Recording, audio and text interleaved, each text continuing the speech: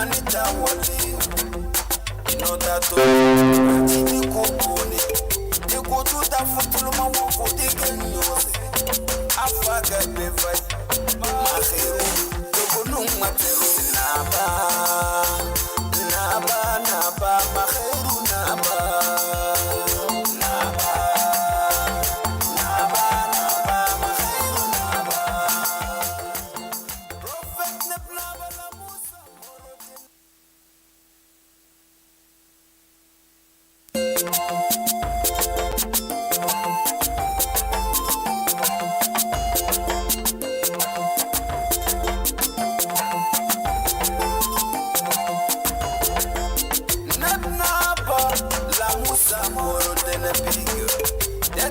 manita wali.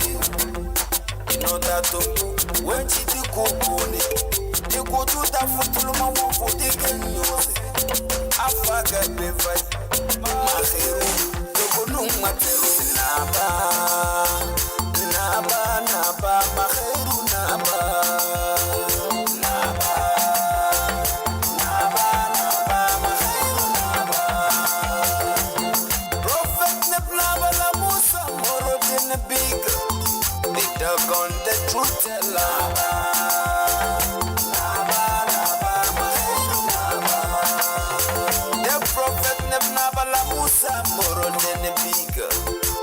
The chosen one, the Messiah.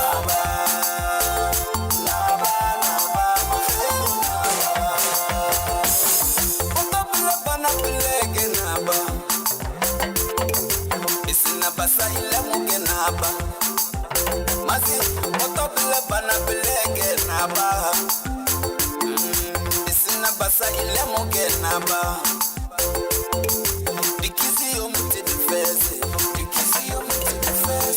MEZNEBSATI no ifes. Anya kisi yomti nyamfesi. Kisi yomti ifes. Anya dile maheru shinye fes. Inala fotela NABA. Inane bao tufunu masiru NABA. NABA NABA maheru NABA. NABA NABA NABA maheru NABA.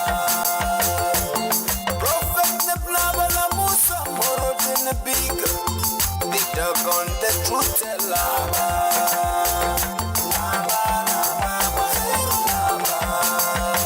The prophet Nebnaba la Musa, Moro the big, the chosen one, the Messiah.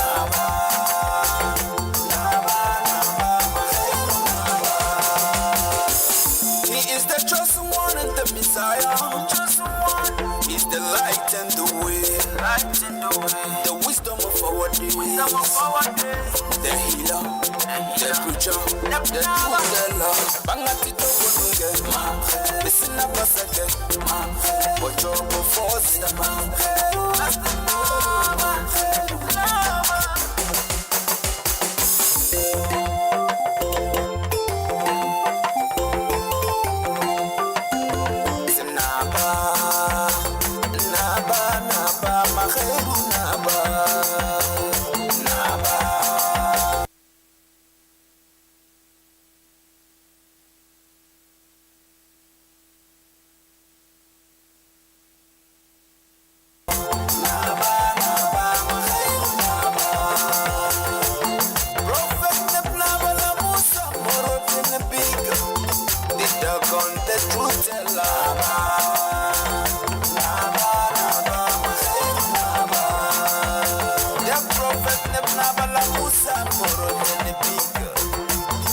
chosen one, the Messiah.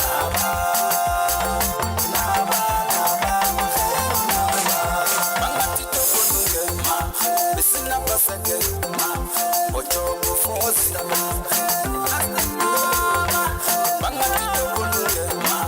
MEZNEBSATI, Ocho Force.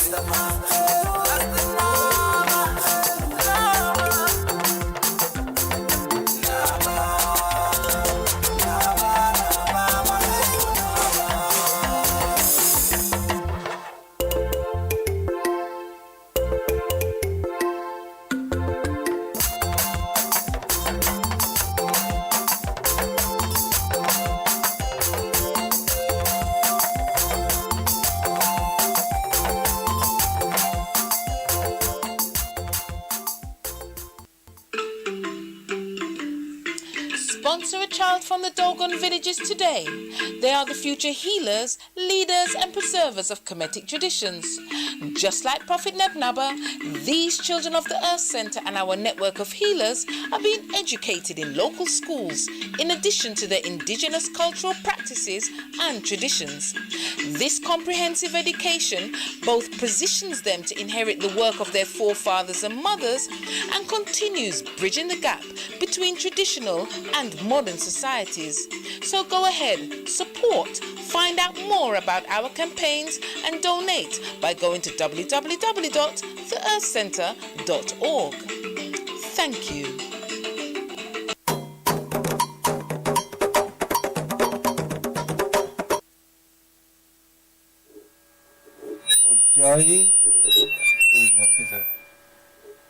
Ojai, and welcome to the Wisdom of the Nile show. We're here broadcasting on www.blessradio, is it one? Blessradio.com. Oh, blessradio.com. No, I want to get it right. Okay. All right, then Come again. I will come again. We're broadcasting on www.blessradio1.com. And our studio number is 07944431366, and that's the hotline that you could, if you want to interact with us, feel free to kind of phone us on that number or send in a text.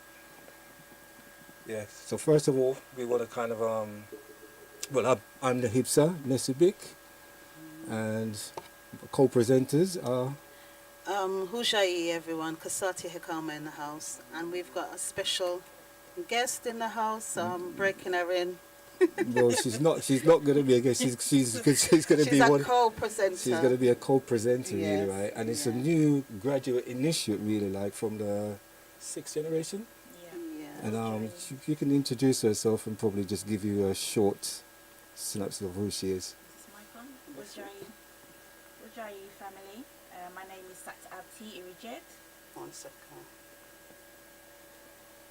Is that coming through? I don't know.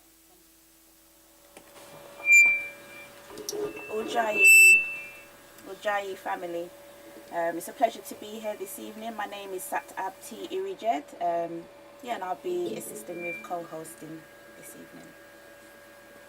Yeah, so first of all, we want to kind of acknowledge the divine world that created the existence, and also we want to acknowledge the world of the dead, the ancestral realm.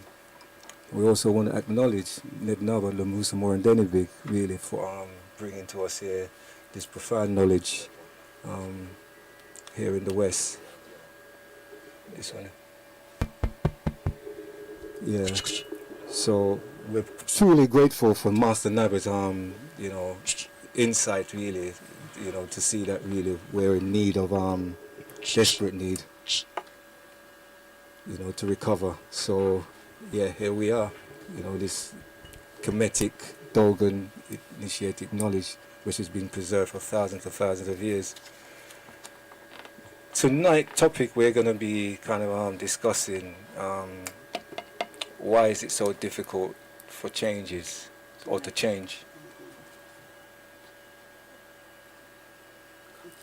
Yeah. And we're going to be presenting. We're going to Satabti and Kasati, basically, they're going to be presenting this topic to you tonight. And changes is one of those things in our lives, really, that it could be very difficult, really, to make changes, especially when you have to, and you're in that comfort zone. So they'll be going really into, like, say, why changes is so difficult and why it's so important for us to change. And so without further ado, I'm going to pass you over to Kasati, and she's going to be reading you we're going to give you some adverts, events that's taking place coming up shortly on the Earth Center. Yeah, Ushai everyone, Ushai. Yes, housekeeping, the Earth Center, you can find Earth Center on www.theearthcenter.org or www.theearthcenteruk.com. You can find us on social media, Facebook, the Earth Centre, the Earth Centre UK, Earth Centre Coventry, Earth Centre Montreal. On Instagram, Earth Centre of UK and Keptar, and Earth Centre Coventry. Our email address for the Earth Centre UK is inquiries-uk@theearthcentre.org. Which one? Come on. Inquiries-uk@theearthcentre.org. And on the 20th of May, the Coventry School is having a round table discussion entitled Living in a Culturalist Society. And that's on the 20th of May. If you go to the Facebook pages, you will find the link to register for the event. So you can go to the Earth Centre Coventry Facebook page, the Earth Centre UK Facebook page to get the link to access for that event.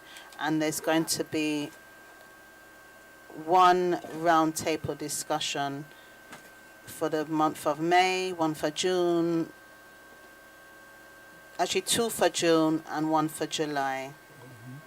The telephone number for the London Temple is 0208 558 3678, and the telephone number for the Coventry Temple is 0247 626 6859, and their email address is coventryec@theearthcentre.org.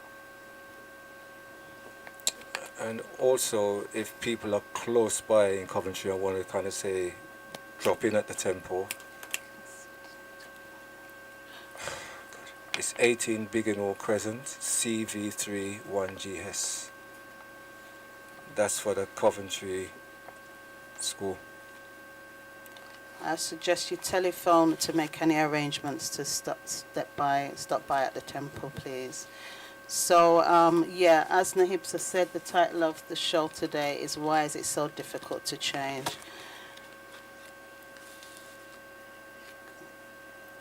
Yeah, we're going to give you this.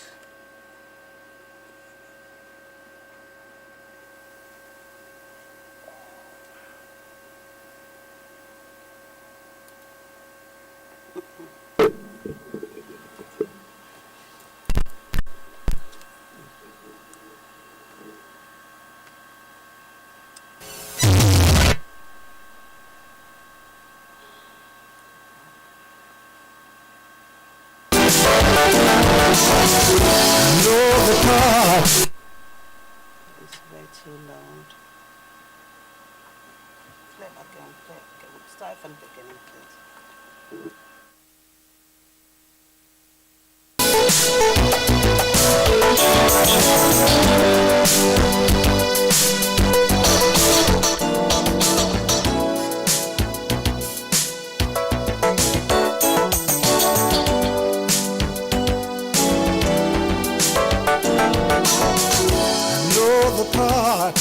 Like to play.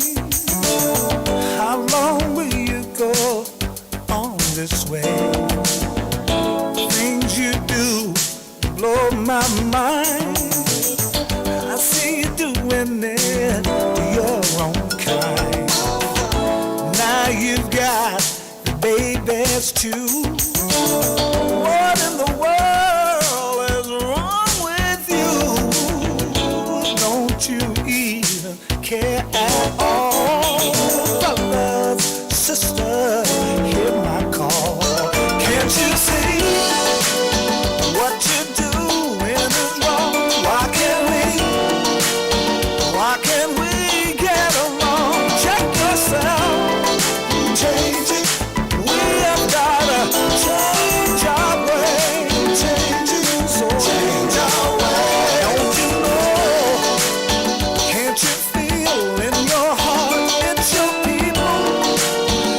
that you're tearing apart this unknown.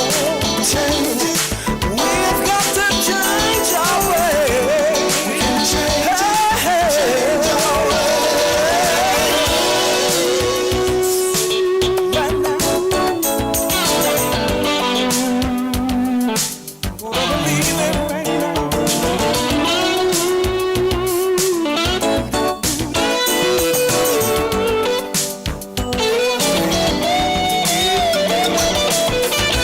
People don't give a damn. I try, but I can't understand. Always hurt ones we love. I wonder what we're thinking of. All the things we're going through, it's a reflection of me and you. Maybe we lost our way, fussing, fighting every day. Can't you see what you're doing is wrong? Why can't we get along? Check yourself. Change it. We have gotta change our way. We can change it. We change our way. Don't you know? Can't you feel in your heart? It's your people that you're tearing apart. This I know. Change it. We have got to change our ways. We can change our ways. Change our ways. Can't you see?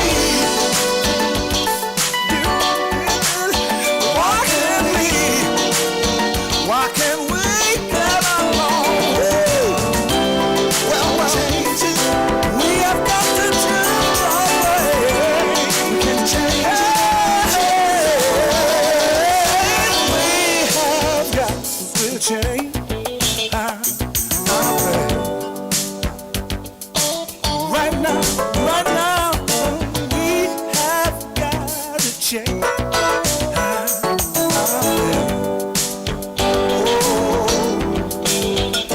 Don't you know we have got to change our ways.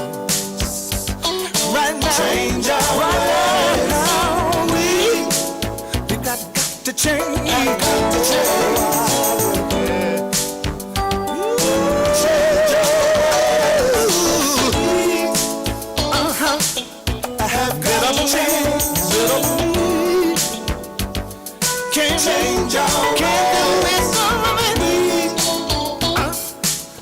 Have got to change. Got to change. Got to change. Got to change. Change our ways. Have got to change our ways. Right now, change our ways. We have got to change. Have got to change our ways. Hey, yeah, we change our ways. We have got to change. Ojai, and welcome back. As the music say, we have got to change, so don't make it hard on yourself. Come in. Yeah, do our so. Yes, as the song says, we've got to change our ways. You know, and that was coming from the great Maze, Frankie Beverly and Maze.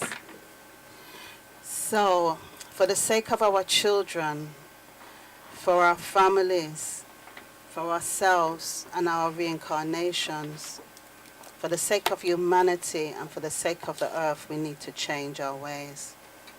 For all the hatred, the murders, the anger, the abuse, the crimes committed upon one another and upon nature, and for all the injustice, corruption, destruction, and self-destruction, we need to change our ways. Surely we can all feel and know within our hearts that constructive change is needed, especially now more than ever, within all aspects of society. within governmental systems, the modern medical system, the modern educational system, religious systems, families, and most importantly, within us as individuals. We need to make that change as we see humanity drowning in barbarism and rapidly degenerating. So rather than focusing our time and energies thinking that we can change, fix or fight these political and governmental, the medical and education and religious systems that are designed for our social, mental, physical and spiritual destruction by those who cannot live harmoniously with humanity and nature, we first need to focus our time and energies on our families and specifically on ourselves.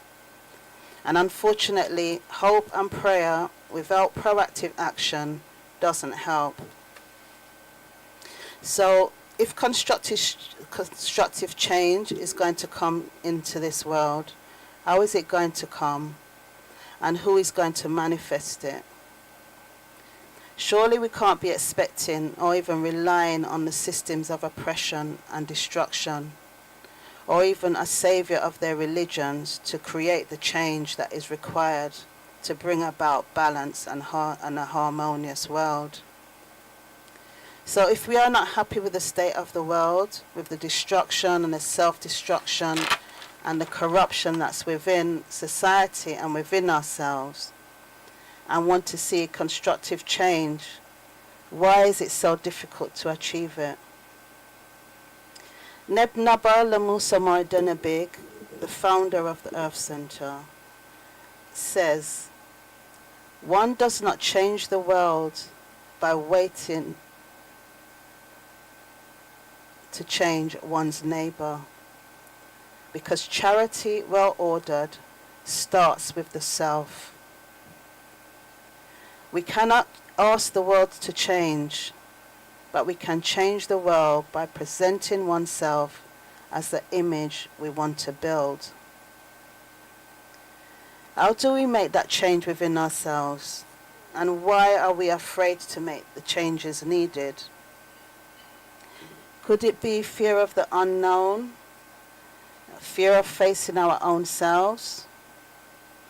With so many of us living by society's agendas, seeing life through society's lens, could it be that we are comfortable living self-destructively in our own corruptions, and to change seems too overwhelming, or too difficult, or almost impossible? Change may seem difficult, but if faced with a life-threatening illnesses that could be solved by changing your lifestyle, most of us will try and work hard to affect that change if we actually value our life. So what then about our spirit? If we don't follow the words of the Neteru by the code of human behavior, the 77 commandments that were given to humanity by the Neteru, then we will find ourselves in a spirit-threatening situation. So, therefore, we will need to work hard to save our spirit, our soul, and our reincarnations.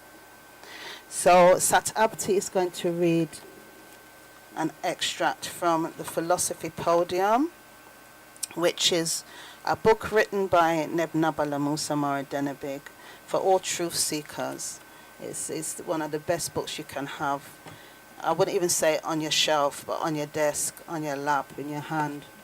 And it's available on the website, as I quoted, the Earth Center website, www.theearthcenter.org and www.theearthcenteruk.com.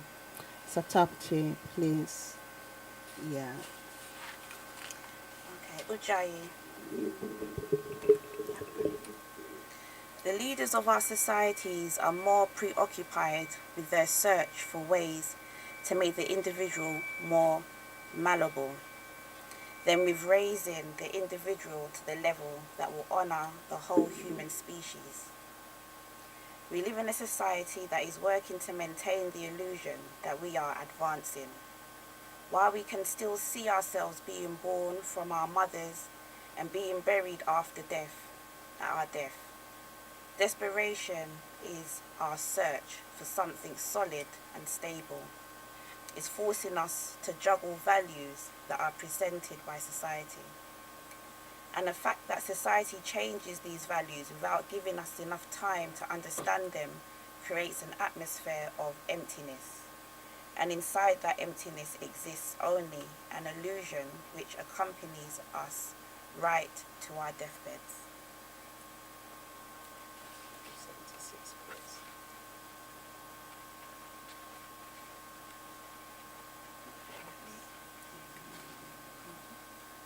The reality is that there are no more values or taboos. Modern society has opened the doors to the worst that could happen to a human being. Nowadays, one can find the right excuses for the worst abominations and the wrong reasons for good actions. This does not appear to mean very much, but in reality, this makes every individual the most dangerous being to himself and to others. Individuals nowadays are without values or taboos. Every action is now possible and depends only on the excuse that is given for it. Dua will send. So, are we going to go to our deathbeds regretting not only the things that we've done, but also the things that we haven't done, that we didn't do in our lifetime to affect constructive change? Because we're always finding excuses for not doing the right thing, because society makes it easier for us to be destructive and self-destructive with the many distractions and pleasures it presents to us.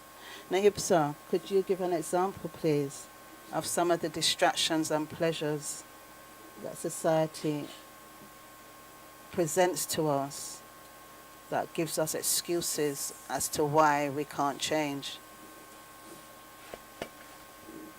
Yeah, the comfort and the joy that we get from certain things.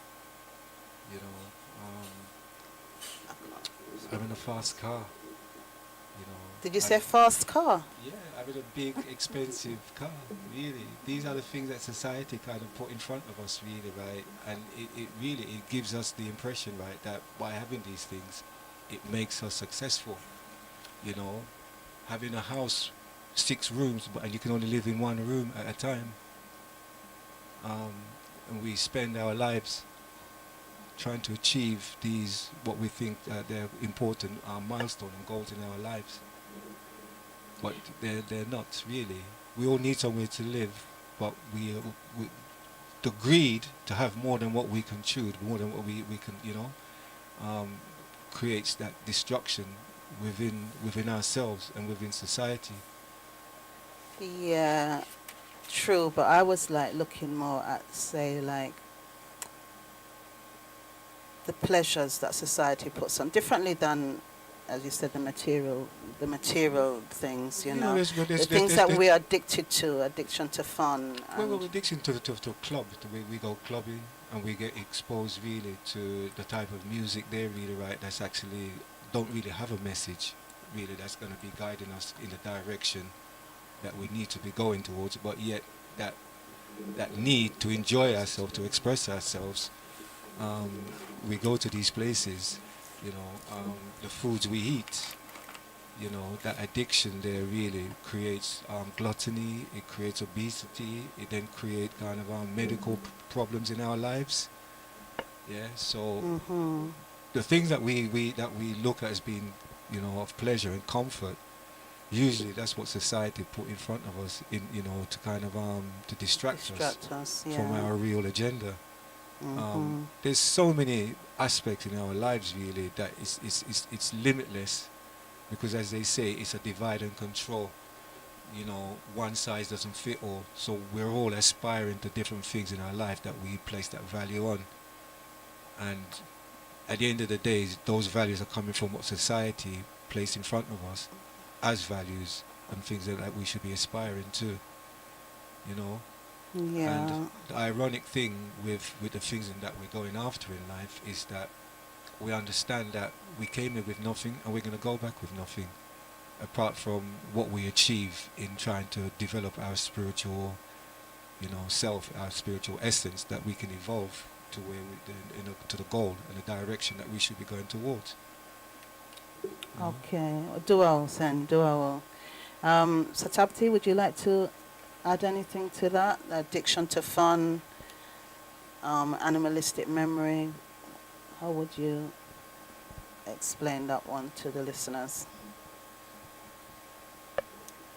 Just to really echo Hattie, really. We've been conditioned in a way and manipulated by society to really, our entire efforts and motivation is towards the materialism and, like you're saying, the addiction to fun, sex, drugs, alcohol, just having that mentality of you only live once, so let me, do the worst, do the most. So we're lacking that spiritual intellect and honesty, and really just devouring our souls, just giving it up to modern society. And so with that kind of mentality, you're not even necessarily thinking anything needs to change. Yeah, and I think the biggest distraction right about now, without me even saying it, is this epidemic that's going on. That is the biggest distraction for humanity at the moment. And in us being locked down, the whole world being locked down for quite some time, it gave people a time to reflect upon self. But we find that as soon as this lockdown lifted, people, I always assume that throughout this lockdown, people are going to start learning to cook, healthy foods. And then as soon as it lifted, we see them run into these fast, ready to kill yourself food shops. That was really an eye-opener for me. So, yeah, anyway. Uber Eats has been doing big business throughout. Well, this is it. So we're all capable of evil, and we're all subject to all sorts of corruption. But we can reduce the evil on earth by identifying and recognizing the forces of evil and containing the evil within us. And we do that as initiates of the Earth Center. And whoever wishes to walk a spiritual journey, we have the 77 commandments, and these are the codes of human behavior that was given to humanity by the Neteru, divine beings, in order to guide our steps to fight the evil within us. So Master NABA, one of his quotes is, "The path that leads to the sacred is not made of emotions. It is a wall of flesh and blood. It is not a wall of flesh and blood, but it's a process that requires us to eliminate corruption and seeds of corruption within us." So I'm going to just play a short clip from him. One moment, please. If I just click on this, will it just play?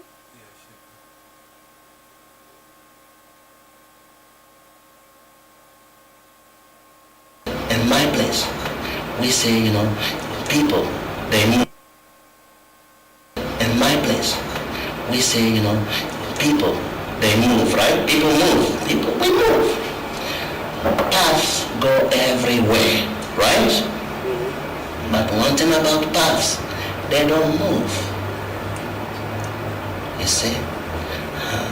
Which means if you get on a path, it only takes you where it goes. That is regardless of how smart you are.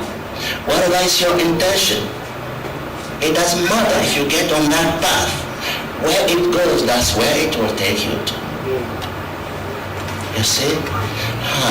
When a culture and ideology that you meet started by destroying humanity, when you join it, where do you think it will take you to? You just feed it your blood. You become part of the evil of this world. You see? So why don't we focus and understand that what is not working is just not working. It's just not working.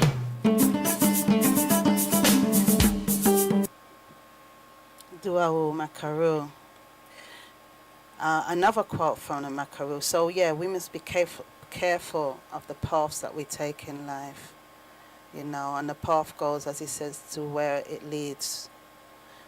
So somehow, the success of our life in the world of the dead depend on the success of the life on earth.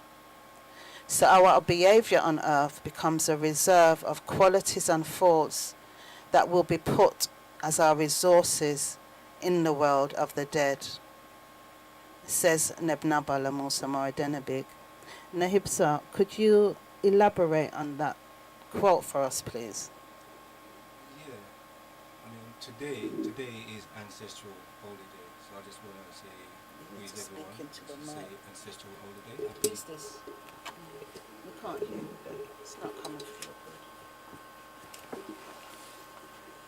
Yeah, we say today is Ancestral Holiday. So we say Happy Ancestral Day to everyone listening out there. Yeah. Now, on Ancestral Holiday, it's by the Kemetic sidereal calendar. It's astronomically the most accurate day for us, and energetically, spiritually, that we can communicate with our ancestors. Now, on those days, we would make offerings to our ancestors. And we make offerings to raise our dead relatives to become ancestors. And by doing so, we're assisting them really, right, to enter the world of the dead. That's what they will call the ancestral festival. Now, our ancestors are very important. And in the world of the dead, they are the ones basically really that they negotiate for us. You know, the divine will, the gods, they gave the ancestors the powers really that they are the ones that actually negotiate our destiny. You know, we have two destiny lines, our bloodline destiny and our spiritual destiny, which the maternal side of it is the spiritual, where the mother side, they the ones that actually kind of decide and negotiate the destiny, the life that we're living now. Now, the modern world, society, when they came in and they saw the traditional people doing their ancestral veneration, they recognized how important it was and how powerful it was. You know, the communication, our ancestors can serve us and as we serve them. And so it was important for them really when they tried to kind of to bring us down, to take control of the world, to basically substitute our ancestors and give us like their religious doctrines. In doing so, they were able really, right, to misguide us and basically send us on a route of self-destruction. That's why it's important really when Wusa built the Imentet, he actually chose the path of the cyclical principle which would lead us to the Imentet. So from the world, so when our ancestors reached the world of the dead, there's a journey from the world of the dead to the judgment hall. That's where our heart is weighed against the feathers. There it's decided whether or not it's the path that leads us back to reincarnation. So when our heart is weighed against the feathers, those that could make it through to the Imentet will go through. Those that has to reincarnate and come back again, would repeat the cycle from death back to birth, to go through life, back to death, and the cycle goes on and on and on.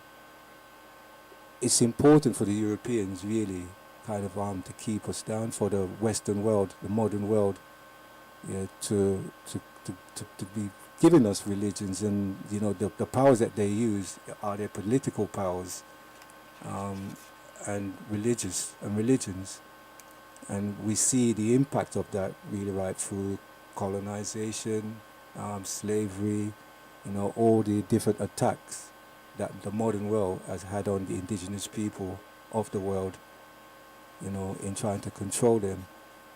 Because the two forces that exist out there, that's the forces that's actually fighting in the world now. They are the two brothers that was the first of creation, Wusa and Set, and we are honoring the principles of the Wuserian principles of reincarnation, and that's where the role of the world of the dead. This is where all our ancestors are waiting. That's where they are waiting before they come back through the process of reincarnation.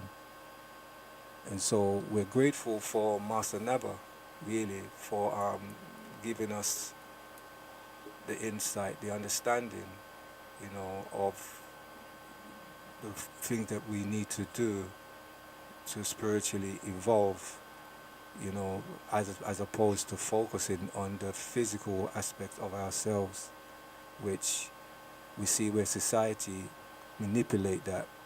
Even in this present pandemic, we see how easily we're manipulated. Really, we're told to do things, and most of us conform. So that's.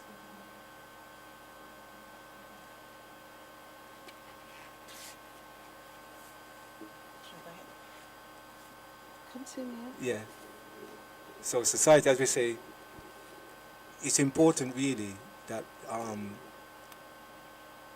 we were given the 77 commandments, and they are the principles, and the guidelines that we need to follow. Those principles, by following them, really, that's what's going to assist us when we get to the world of the dead, when we're going to be judged. That if we live by the principles that Wusa stands on, because that's the only way that we can enter into the Imintet, is to live by his principles, and the 77 commandments assist us really in trying to live those divine ways. And these, as we said, the 77th commandment was given to us by the Neteru, as they said, as above, so below. So we are trying to replicate what was before us. Duawu Naipsa, Duawu. So Satabti is going to read a chapter from the podium. Okay.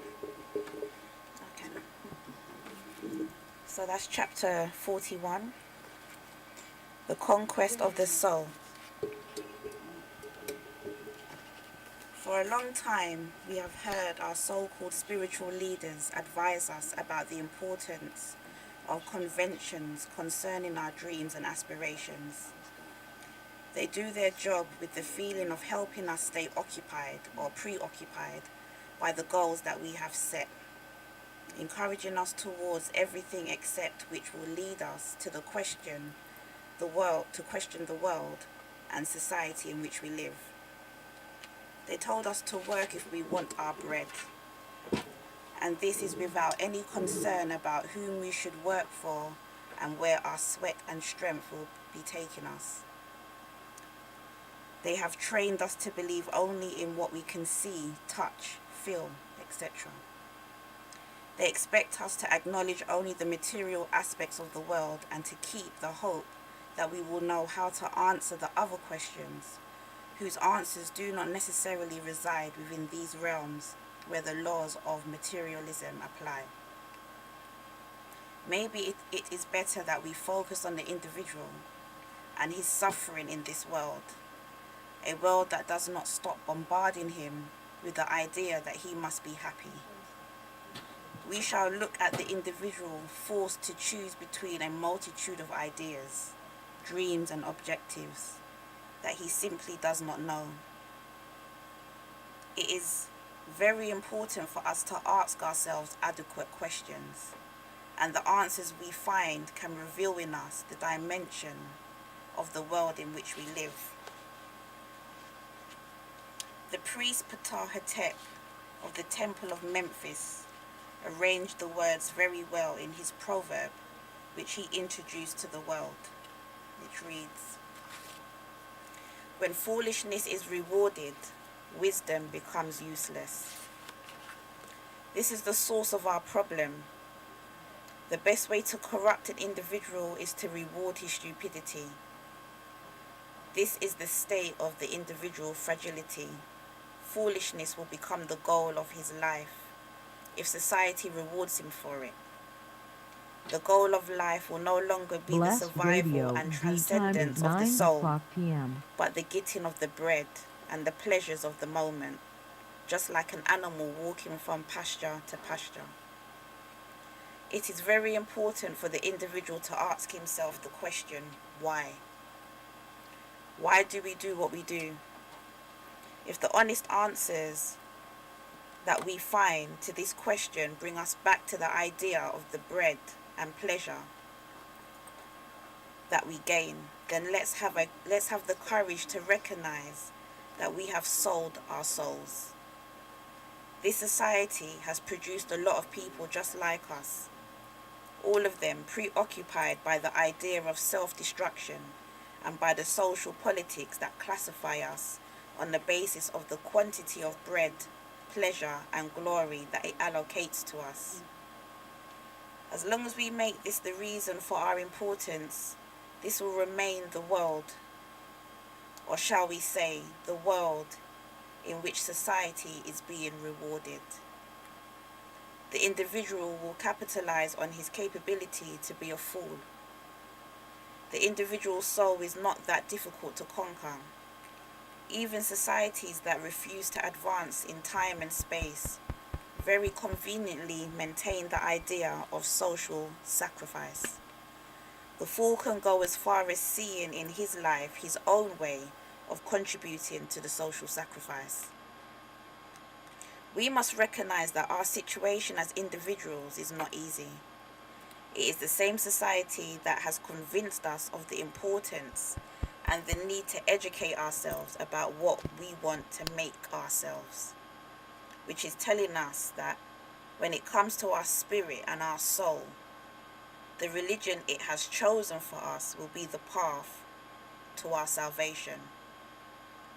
And in this domain, our belief and the practice of that cult it has organized will be the way of our surviving. The question why remains. This question will help us to guide our steps in life. This question will confront us at any moment and will remind us at any moment to see the dimensions of the world in which we live. The state of this planet is in the image of its inhabitants. The planet will survive only if we, its inhabitants, are interested in the argument of survival. The human being who aims at the bread will not question his acts. He is not different from these maggots that engage in putrefied carcass. Just like these maggots, such human beings do not ask questions about the future. As we say in my village, tell me your goal and I will tell you if you are a fool. It is very ironic to see that we shall find the same faults in ourselves on which we base our arguments to classify our species as inferior. To classify other species as inferior to us. It is because the other animal seems to be interested only in what it can eat that it easily falls into the traps we set for it. It is because the animal is interested in food and sex that he finds himself locked in a cycle that makes him available to any being capable of exploiting him. We don't need to furnish a lot of effort to observe that if the animals we are exploiting developed priorities other than eating, we would stop calling them primitive or lacking in intelligence. Maybe our evolution simply went in a direction opposite to the one we wished to take. And in our societies, there are individuals or groups of people always ready to redirect our individual effort. We can only ask them the why question. Yes, why? Why even before our birth have people chosen forbidden territories for us? Why is it that our decision to become the best singer, athlete, comedian, electrician, mechanic, engineer, etc. is encouraged, but not our decision to work on our own selves towards the goal of offering our souls the possibility of surviving all the aspects of the becoming of what exists? We know very well that society nowadays is nothing but an artificial world that we have created to support our improvement in nature and in the world. We can now see that when society becomes the goal and purpose of our effort, instead of the space of our development, it is the individual that loses. Modern society is simply the greatest distraction ever to the individual. It will sing our glory and reward us as long as we neglect the existential questions that the universe poses. Your ideas about your qualities will be nothing other than the ideas your society assigned to those qualities. This society will accompany you during your entire journey on earth, trying to convince you that you are good, intelligent, heroic, right to the edge of your grave. It will even go as far as providing you a golden coffin. It will even build monuments to you. But you will enter the grave alone. And on that side, your value will be made only of your own self, as a portion of this universe. This is not a matter of belief. It is true that when foolishness is rewarded, the individual will find knowledge and wisdom useless. When that is the case, we will use our intelligence to explain what the surrounding world has asked us to believe.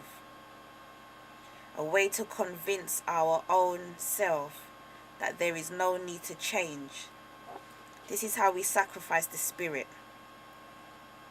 We always do it with surprising pride and with the feeling that the more we persist in our belief and faith, the more we shall succeed in proving to the God we have chosen that we are acceptable. In this way, we use our so-called intelligence to force the hand of the divine world into our corruption. Corruption produced by a corrupt soul. So yeah, there's a lot there to digest. Duao Satabti, Duao. Would you like to say anything more before? I'm just going to read something from NABA IRITAH. But before I do that, would you? I think there's many powerful points there to meditate on. One that I would draw out that I could really resonate with was the point made towards the end. The point on how we use our intelligence as a way to explain or to even convince ourselves that there's no need to change, and which NABA himself describes as sacrificing our spirit. And I feel that this clearly shows a lacking of human principles such as humility, what we learn in initiation, that clarity of mind, honesty, but more so the spiritual and intellectual honesty that we need to acknowledge what needs to change and actually act on it. That's right. Absolutely. Absolutely. And yeah, we know that change isn't easy. Change is definitely not an easy thing for most people to do, especially if we're talking about certain addictions that people may have when they're psychologically and physically addicted to these things. But maybe just because it's difficult, it doesn't mean it's impossible to make that change. And some of the reasons why people find it difficult to change is lack of confidence or even self-belief. Not to mention procrastination, one of the biggest crimes that we can commit upon each of ourselves. And I'm going to play a tune and call our guest coming up, who is an inspiration to, I know, all of the initiates in the Earth Center, for someone who, at a ripe age in life, when people say it's too old to change, the next caller coming up just proves that comment completely incorrect. And Makaru, another quote from the Makaru, Nebnabala Musa Moradenebig, is, changing one's mind can never be seen as a crime, because if the house is not well built, the faith of the owner that sleeps in it is nothing but mental illness. Nehipsa, would you like to comment on that at all? So changing one's mind can never be seen as a crime, because if the house is not well built, the faith of the owner that sleeps in it is nothing but mental illness. All I can say is change is the only thing that is constant in life is change. So the fear of not wanting to change, really, you know, that's more or less one of the things that kind of scares people. We're used to, you know, we're comfortable with what we're used to, and you know, anything that's going to kind of say disturb that is going to make us a little bit kind of apprehensive about wanting to make those moves really towards where we should be going. And you know, as Anthony Kasati was saying there, really, Mama is a prime example of that, because people get to that age in life where they think, well, why bother, you know? Because, but you know, she's that perfect example that it's worth the change, because that reincarnation process of having to come back again, really, to repeat the whole cycle again. You know, as they would say, if you learn, knowledge is useless unless you apply it. And this is what, you know, in her search, in her quest, really, right, to understand herself and where she's coming from, where she's going, she took advantage of that. So she applied the knowledge that she learned. Many of us, really, we get to that stage where we're exposed to the knowledge, but we're frightened to make that next step forward. Okay, let's play the tune and then we'll bring in Mama.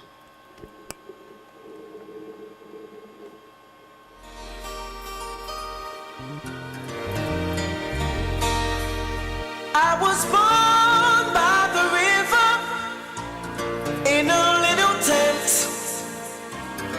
Oh, and just like the river, I've been running ever since. It's been a long time coming, but I know change gon' come. Oh, yes it will. It's been too hard to live it, but I'm not afraid to fight. I know nothing is up there beyond the sky. It's been a long time coming, but I know change gon' come. Oh, yes it will. Then I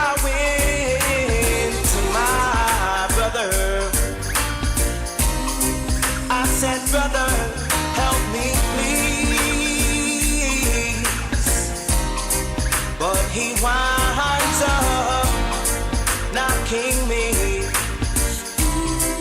I got down on my knees.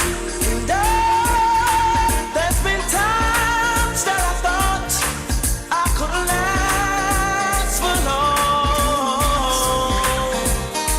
Now I'm able to carry on. It's been a long time coming, but I know change gon' come. Oh, yes it will.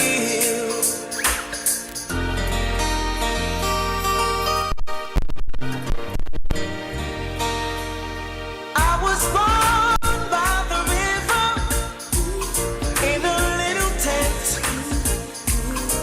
Oh, and just like the river, I've been running ever since. It's been a long time coming, but I know change gon' come. Oh, yes it will.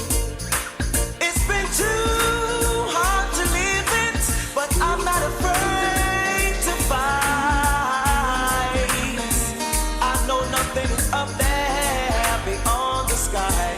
It's been a long time coming, but I know change gon' come. Oh, yes it will. Then I went to my brother. I said, brother, help me please. But he winds up knocking me. I got down on my knees. And there's been times that I thought I could last for long. Now I think I'm able to carry on. It's been a long time coming, but I know change gon' come. Oh, yes it will.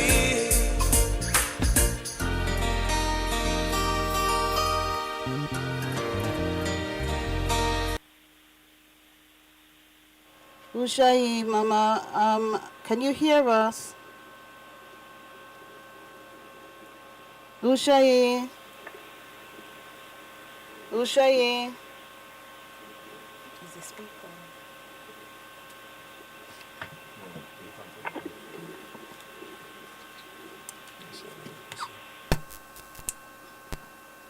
Speak. Ushai, Mama, can you hear us? Yes, I can hear you well. Okay, excellent. Well, Tuau Mama and Ushai, and welcome to the show. How are you doing? Well, I'm not doing bad this evening, you know. My cat's claw is doing me well. Oh, excellent, Mama. I'm so pleased to hear that. Oh, that is my best friend, trust. That one liquor herb, yeah, that's my best friend. So, Mama, I hope you've been listening to this show so far. And it's about change. How difficult is it to change? Why is it so difficult to change? And to me, you are the best ambassador to have on the show in relation to this topic. Yes. So we've got an initiate in the studio as well today from 6th Gen, Satabti. So she's in the studio. And yes, Satabti, would you like to ask your first question, please? Ujai, Mama. Ujai. And sorry, Mama, I'm really sorry. Before Satabti says, could you please introduce yourself? I forget. The listeners don't know who is speaking. Ujai, my dear, my name is Hemaata. Oh, God. Just remember the name and then it's gone. Nessebik. Nessebik. Hemaata and it's Nessebik. Mm-hmm. You have to see with me a little because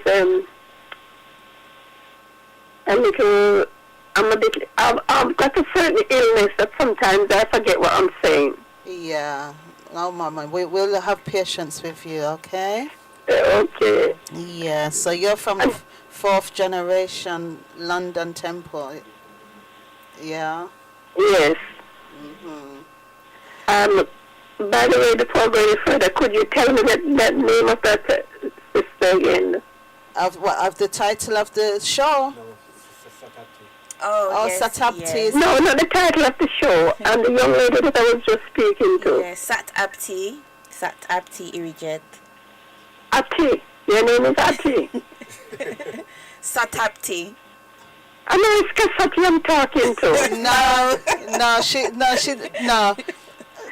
Sorry, Mama. Satabti is her name. Satabti. So anyway, she's gonna ask you a couple of questions. Okay. All right. So it's a bit of a long-winded one. I'll repeat it. So what would you say has been your biggest challenge in making change, and how did or are you overcoming such challenges? So I'll just repeat that. What would you say has been your biggest challenge in making change, and how did or are you overcoming such challenges? Well, my biggest challenge in making change is to keep up with my, as you know, I've been in the MTON, and I've got to, it challenges me to keep up with the things that I've got to do, going uphill in life. I find it difficult, but I still keep up by doing my Zemzem. Is that your Zemzem ablutions? By doing my Zemzem and also my ablution and speaking to my ancestors. And those things helps me. Right, those spiritual to overcome.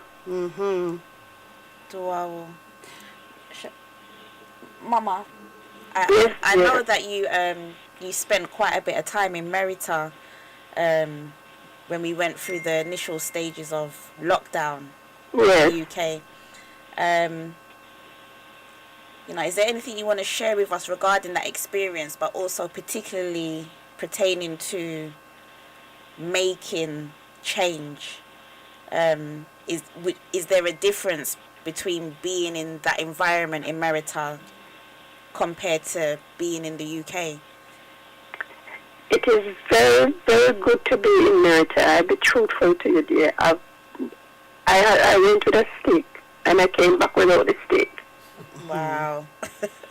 And since I'm back, I've seen to be having a lot of problems, illness. My illness from one thing to another. And while I was there, I didn't feel this. So I find it being down there with the sun. Yeah. And among my own, Yeah. It is really helpful. And I would advise anyone to take a trip to go down, because it is very helpful in both in your spirituality and in your physical life. Wow. So, Mama, for people who don't know, don't recall, or don't know much about your journey, I hope you could just give a brief little history, because I know that you joined initiation at a very ripe age, up into your 70s. So, and I know you came from the church. So this is because the show is about change, and I know there's many people who's been in church for 70 years, just like yourself, and they will never leave because they probably don't even have the courage to face the truths that they're hearing. So, That's it. yeah, Mama. So, could you just give a brief history about how you managed to leave the church and why? Well, I'll tell you the first part of it. I was born in church. I go to every service. And to be truthful to you, I was also a Sunday school teacher. It so happens as the years go by, I find I begin to get dry because I don't feel I was getting anything from it, from being in the church. Not leaving God himself, but among the brethren, and the way how it is given over to us about God is in heaven, and when you die, you go to heaven, and that's where you're going to get your reward. And while I'm here suffering and can't get through my spiritual life and the physical life, everything seems to be going down. So it happens that I begin to challenge, the Sunday school teacher, and I was a bit dry, feel dry within me, like I need more. What I was getting wasn't enough. So I begin to pray and ask God to show me the way. So I seem to get a bit more understanding in the Bible. So one Sunday, I asked them, why is it that in Genesis, God said, when he made man, he said must regenerate. I can't remember the exact word. And then when the flood came, it's the same thing he said to Noah. So the teacher said to me, it's because they want Jesus Christ to come. And then when Jesus Christ comes, then we're going to get deliverance. And it upset me. I didn't go back into the class. I started to read, and about 2012, I decided I'm not going back to church. I stay home, I read just the same, and I pray. But I have a desire that I want to, something is more, much more. And I started to go among my people, so such as, I don't know if you hear about Roots Doctor. Yes. And I don't quite remember what, and Auntie Jean. Yes. And those places I start to go around, and I seem to get a bit more. And then I heard Catasta spoke about Hampton. And the thing that gets me is to speak the middle. And so I leave off and started with Hampton. And I do feel a lot better because I didn't know anything about my ancestors. Because in the church they tell you not to talk about your ancestors. Wow. Because they're dead people and all those kind of things. So when I leave and get there, and there are a lot of places that I go to, spiritual places. But coming to Empton, I just stay there. You understand what I'm saying? And I follow on, and I meet some nice people that helps me in this pathway that I'm going. Yeah. And what is the next question? Well, to me, I'm just so proud of you for having the courage to step away from something that you've known all your life, and it does take courage to do that. It takes a lot of courage to change from something like that. So it doesn't appear to me like it seemed that difficult to you, because you realized that the knowledge that they were giving you in church was not the rightful knowledge. Is that correct? Correct. Because the thing is, what I notice, it's everything that the European teaches them that they have to tell us, and we must abide by that. If we're praying and we don't say in the name of Jesus, they don't call it, because that's what happened to me. They don't call it a prayer anymore. Wow. You must say in the name of Jesus. If you say in the name of God, they don't like that. Okay. You know? So they rather you pray to their ancestor that they made up, their dead ancestor that they made up, fabricated, rather than to your own blood. That's it. Because I years, even before I reached that age, I had stopped going to Christmas service. I don't go to Christmas service anymore, and I don't go to Easter.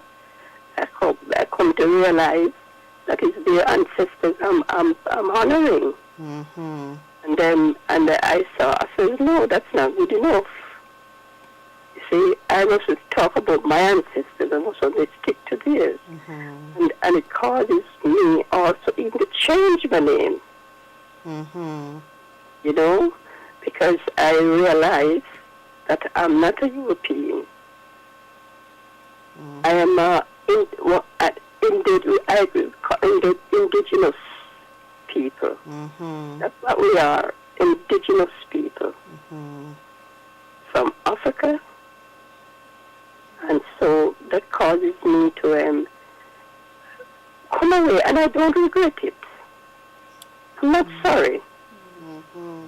You know, I feel happy leaving off the Christianity. Mm-hmm. Because Christianity is not spirituality. Mm-hmm. And you have to believe. And believe is not it, it's knowing. Yes. Yeah. It's knowing who you believe. And I come to understand that it's the nature. Mm-hmm. You know,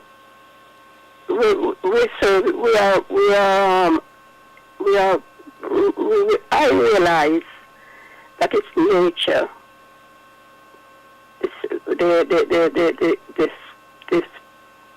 The breath that we breathe is given by the gods. We have gods. Mm-hmm. You can't say that in the church about gods, because there is only one God. And as I was saying to one that is goddess as well as gods, I didn't know that it was since I come into this pathway that I know that. Mm-hmm. You understand? And when you try to ask intelligent questions in the church, how did they receive those intelligent questions? That is what I'm saying to you. They don't want, they put you to the Bible. Mm-hmm. Even though you're asking them, they're that intelligent enough to say, well, it is so and so. They just give you the Bible, what the Bible said. Whatever the Bible said is that you believe. Mm-hmm. So they didn't encourage critical thinking, or for you to even use your intelligence. And but initiation, were you able to ask the questions that you needed to ask and receive your answers? Yes. You ask questions in initiation. You ask questions and you get the answers. Mm-hmm. You know. So, Mama, what would you say to people in life who are stuck and afraid to change their life, knowing that what they're doing now is not beneficial to them? Well, what I would say is that, as you know, every man to his own order. Mm-hmm. That's it. And then you have to know within yourself that you want to change. Mm-hmm. If you don't want to change, you stay because you feel comfortable. See? Anyone who asks, because when you say God, the Creator, the giver of life, you are in the church and you want to know, you ask Him. And I won't say Him because it's goddess and goddesses. You go and you ask direction, and you get it. You get the direction while you are willing. Because if you're not willing, you even get it, you still stay. Yes. You know? But it's good for one to accept, ask for good. Because since I come, I realize that I'm here for a purpose.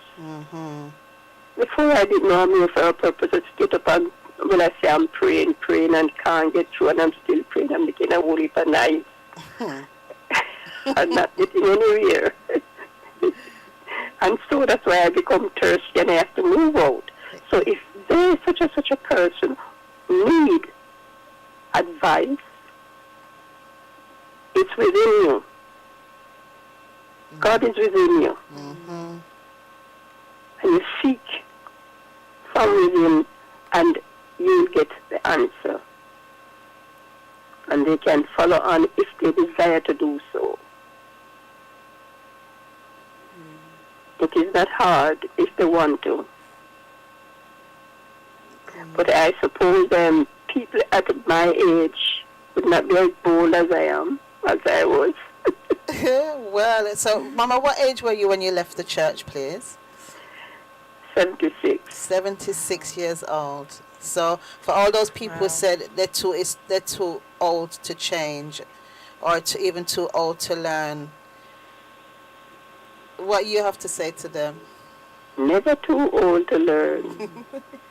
And the brain will give you a bit of problem, but you have to persist, I should say persist. You know, because even when I was going to classes there, you ask Nehibsa. He will tell you, oh, I have to persist. Yeah. So you need something, you have to persist to get through. Of course, and that is it, the uphill journey, isn't it? Yes. Because, you know, as I was thinking today, I said to go up the river or up the stream is hard. But to come down, it is very easy because it's going down. But to be able to fight the situation that is around us here now, it takes a lot of energy, and you cannot do it by yourself. I said ancestors, because I know I used to do my ancestors, speak to my ancestors even before I get to Empton, because I was with Odorifer. Yes. Odorifer, that's another one I used to speak with, you know, because I was seeking. As my daughter said, Mom, carry on your journey. As you're on your journey, it's a journey you're on. Yeah, you're an inspiration. And you graduated at age... you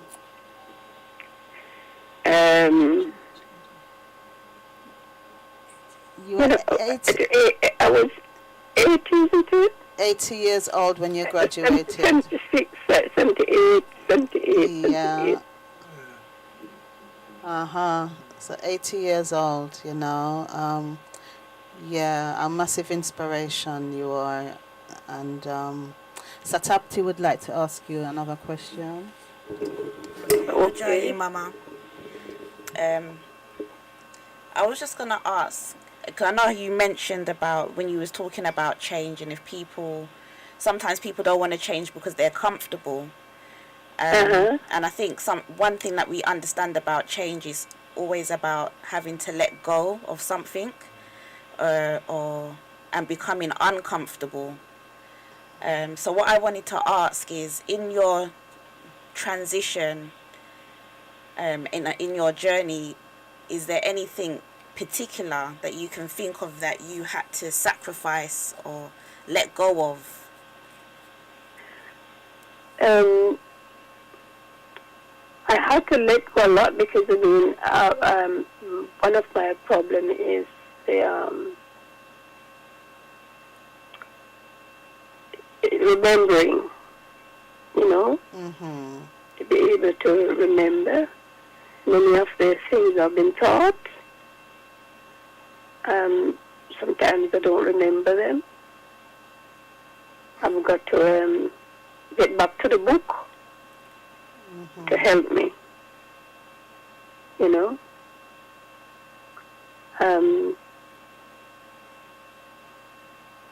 such as the body don't feel, is not feeling so good to do as I should. I've got to persist myself to do it, Okay.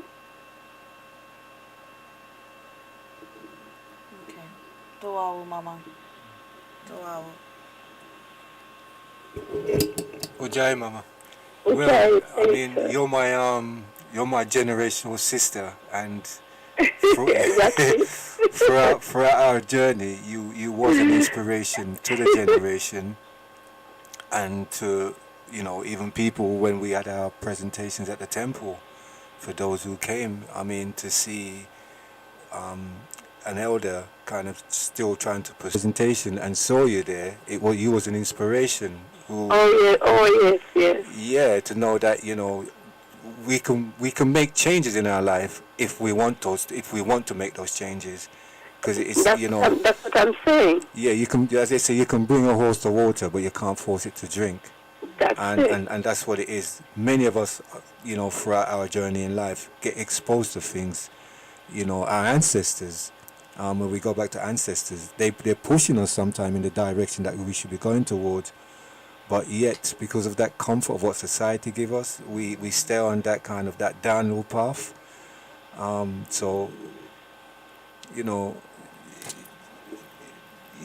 we can say, never give up in life, really. Never give up, really. And you are the inspiration for many, for the young and the old, And I would just like to say, from my heart, I love you dearly as my generational sister, and you've been an inspiration to me, and long may your journey continue. That's it, my lord. One of the things is that I come to acknowledge, hear and acknowledge that I'm here. I've been here before. Yes, this is it. I've been here before, but I did not know. It's since I come to Empton that I understand that I have been here several times. And then when I die, I will come back again. And not in the come back again as what we were told, that when Jesus comes, then we're going to spend 1,000 years with him. You understand? They are still waiting for him to return. I mean, not knowing that the return is when you pass on, you will come back as a babe again.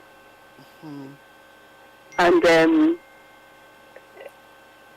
as Nehipsa has been said, if you want to change, you're willing to change, you will change, and it is to your benefit.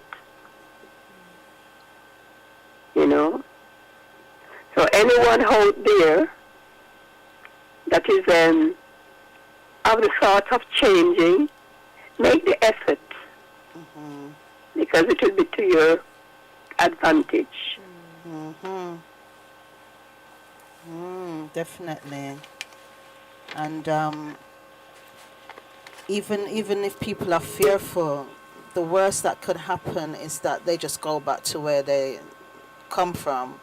But the best that can happen, Mama, is the achievements that you've achieved for yourself, and not just now, but when you transition as well. in your next reincarnation. That's it. So, as I said, I cannot even express how proud I am and honored I am to know you.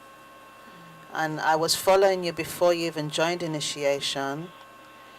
And I was very, very inspired by you. And then to see you join initiation and graduate, it's like, wow. Yeah, yes, True yeah. inspiration. A wonderful inspiration. And long may you reign. Thank you. Duo.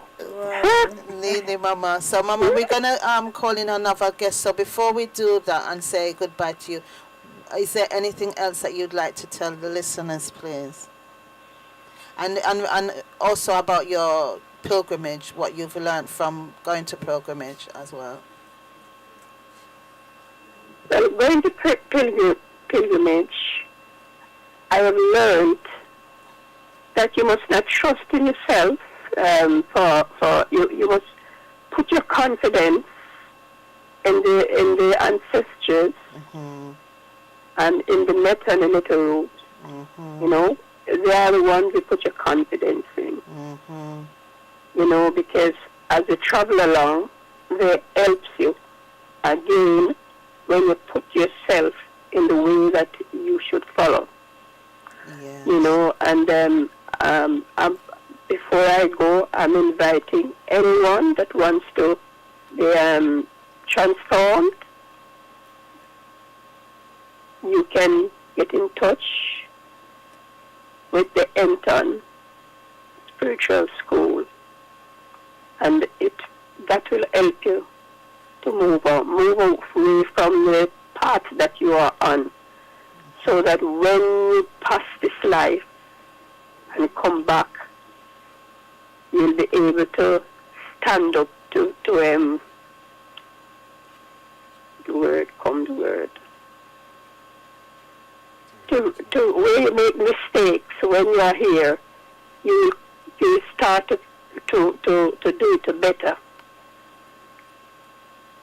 You understand what I'm saying? Hello? Yes, Mama. Yes, Mama. Sorry, Mama. Yes, we're here. We understand you totally. So it's about choosing the right path, isn't That's it? it. And as you know, the path leads to where it goes. So it's to choose the right one that will lead you in the way which you want to go, firstly. But once you choose the initiatic path and the path of your ancestors, then you are, as the Macaru said, you're building up a quality, a reserve of qualities for when you reach the world of the dead. So, Mama, dua to you, Netta dua, up to you dua. Dua, Mama. And say Iriru until we speak and meet again. Okay. And I hope the time will come to meet my sister. Satabti. We've met. It's just that this is my initiatic name that I'm using now. Mama. Oh, what is your other name? Leanne. Oh, yes. But I don't see your face. Have I seen you? So, yeah, when you see me, you know me. Okay. Okay. Mama. Forgive me, darling. Okay, Mama. Dua and Iriru.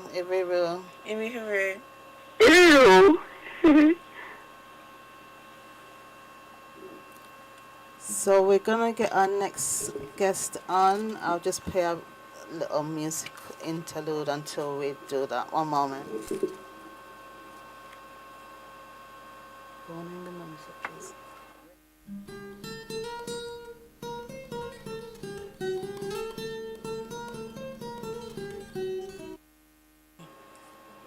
Ushayi. We've got another guest here on the line. Qenibsa, can you hear me? Yes, I can hear you, Ujayi. Ushayi, my dear, Ushayi. So welcome again back to the Wisdom of the Nile show. It's good to have you back. And as you know, the topic that we're discussing today is why is it so difficult to change? And it's going to be, we'd like to discuss with you your experiences on your recent pilgrimage. So could you just introduce yourself to the listeners, please? And then, just go through. Yes. Ujayi, my name is Qenibsa Tenkawur. I am a fourth generational initiated graduate from Baltimore. And that's also 66 generation internationally. And I would like to let everyone know, to our listeners who are in the DMV area, we currently have just started our 7th generation. Okay. And those doors of initiation are still open, but will be closing on May 29th.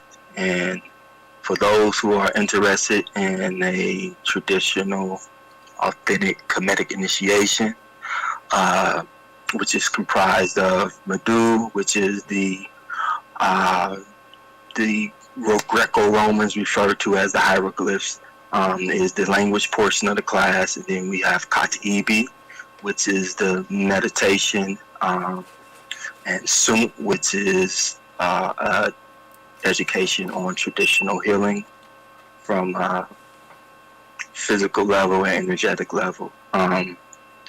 You can contact the Baltimore School at 443-873-8573, or you can reach us via email at mtam, that's MTAM, .baltimore@theearthcenter.org.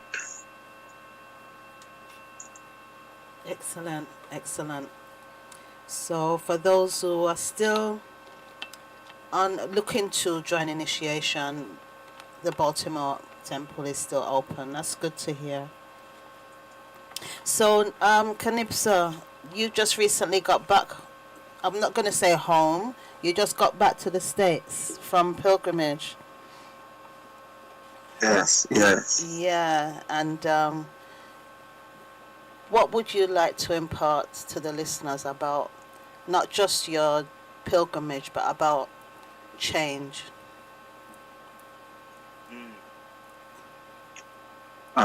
Again, thank you for having me. A pleasure to be on the show. That's a big question that can be answered on many different levels. And I would say change first. I think for me, you have to have a reason. Like finding out that reason is critical to make that change. And in that investigation of that reason, without the proper education, you see it's kind of like a trap. Because even once you identify that you need to change or you want to change, it's something is planted there inside of you to say, okay, something's not right with myself and I want to change that. Now, when you go and try to make that change, what are you changing to? You only can express, or you only can access based on your exposure. Yeah. And that's a real tough position. However, with the proper education, with initiation, it gives you a reference point. It gives you a point of reference. It gives you new values. So then you can start to properly assess yourself from a different perspective, and then start to make the attempt to identify like the behaviors that you want to change. And that's tough. And that gives you the tool. And that's just the beginning for me. It doesn't really make change happen, but at least you now have something you can you can assess yourself with. That's right. So it starts with self-awareness, and as you said, Mm-hmm. that need to change, Mm-hmm. and Mm-hmm. that honest introspection. Mm-hmm. So you heard Mama Hemaata, and I know you and I discussed her during the week. And as I was saying to you, at her age, how inspired I was by her. And she's gone to pilgrimage, so she's done that, and I've not done that yet. So wow, So what do you have to say to people who recognize that there's something in their life that they need to change, and not knowing how to move forward?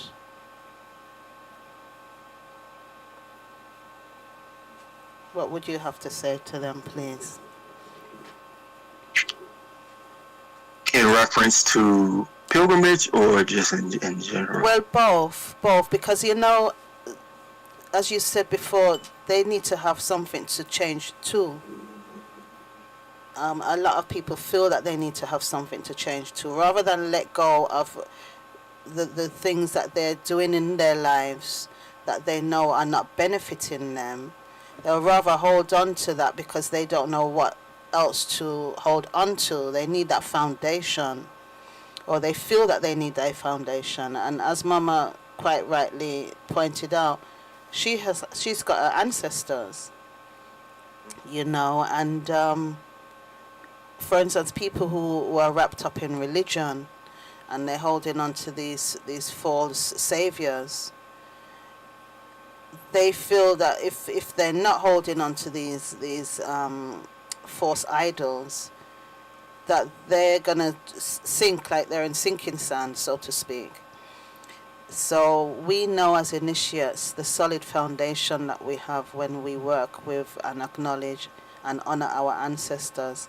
So yeah, okay, we'll move forward to your pilgrimage. What did you gain from going to pilgrimage?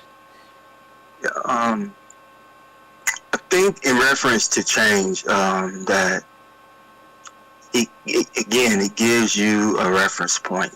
It solidifies the reasons to change. Like you get practical day-to-day life where you can identify that there's something to change to. And what really stood out is a difference between change and adjustments. Mm-hmm.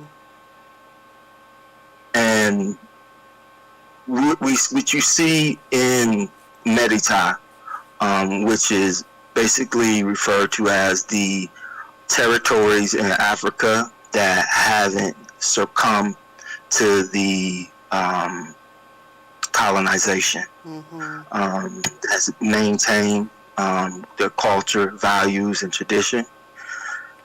You don't really see people running around thinking that they got to change so much. Oh, I need to change my life. I need to get rid of this. What you see is adjustments. You see refinements and adjustments, and which is a big difference from the way that we live here in the West. Because even when we're trying to change, like it's kind of like we heard of the saying, you jumping out of the frying pan into the fire. Yes. Like, so you're changing, but your reference point is still inside of a culture that's not aligned with the preservation of life, nor stability and harmony that's necessary. So you see certain adjustments in MEZNEBSATI, like where you see people not fighting against nature, which is one thing that stood out to me, and I keep meditating on it. Like, I've seen people there with what we would call, there I would look at it and I'll say it was like a physical challenge. Here we would look and say that they were handicapped, and the rhythm the way that they move. I've seen people with conditions that here you would be up in some home or getting all this assistance or wheeling yourself around in the wheelchair, but to watch how throughout their lives, obviously they made some type of adjustment, and the rhythm in which they move without, it almost was like, I'm a former athlete, and I see people with those challenges and the way they move, and they're not moving from a needy standpoint, and efficient in their movement is something to admire. Where you see here, if we're faced with something like that, we curl up and look for the system to support us. So it's that is it's just a difference between changing and adjusting from a traditional standpoint. So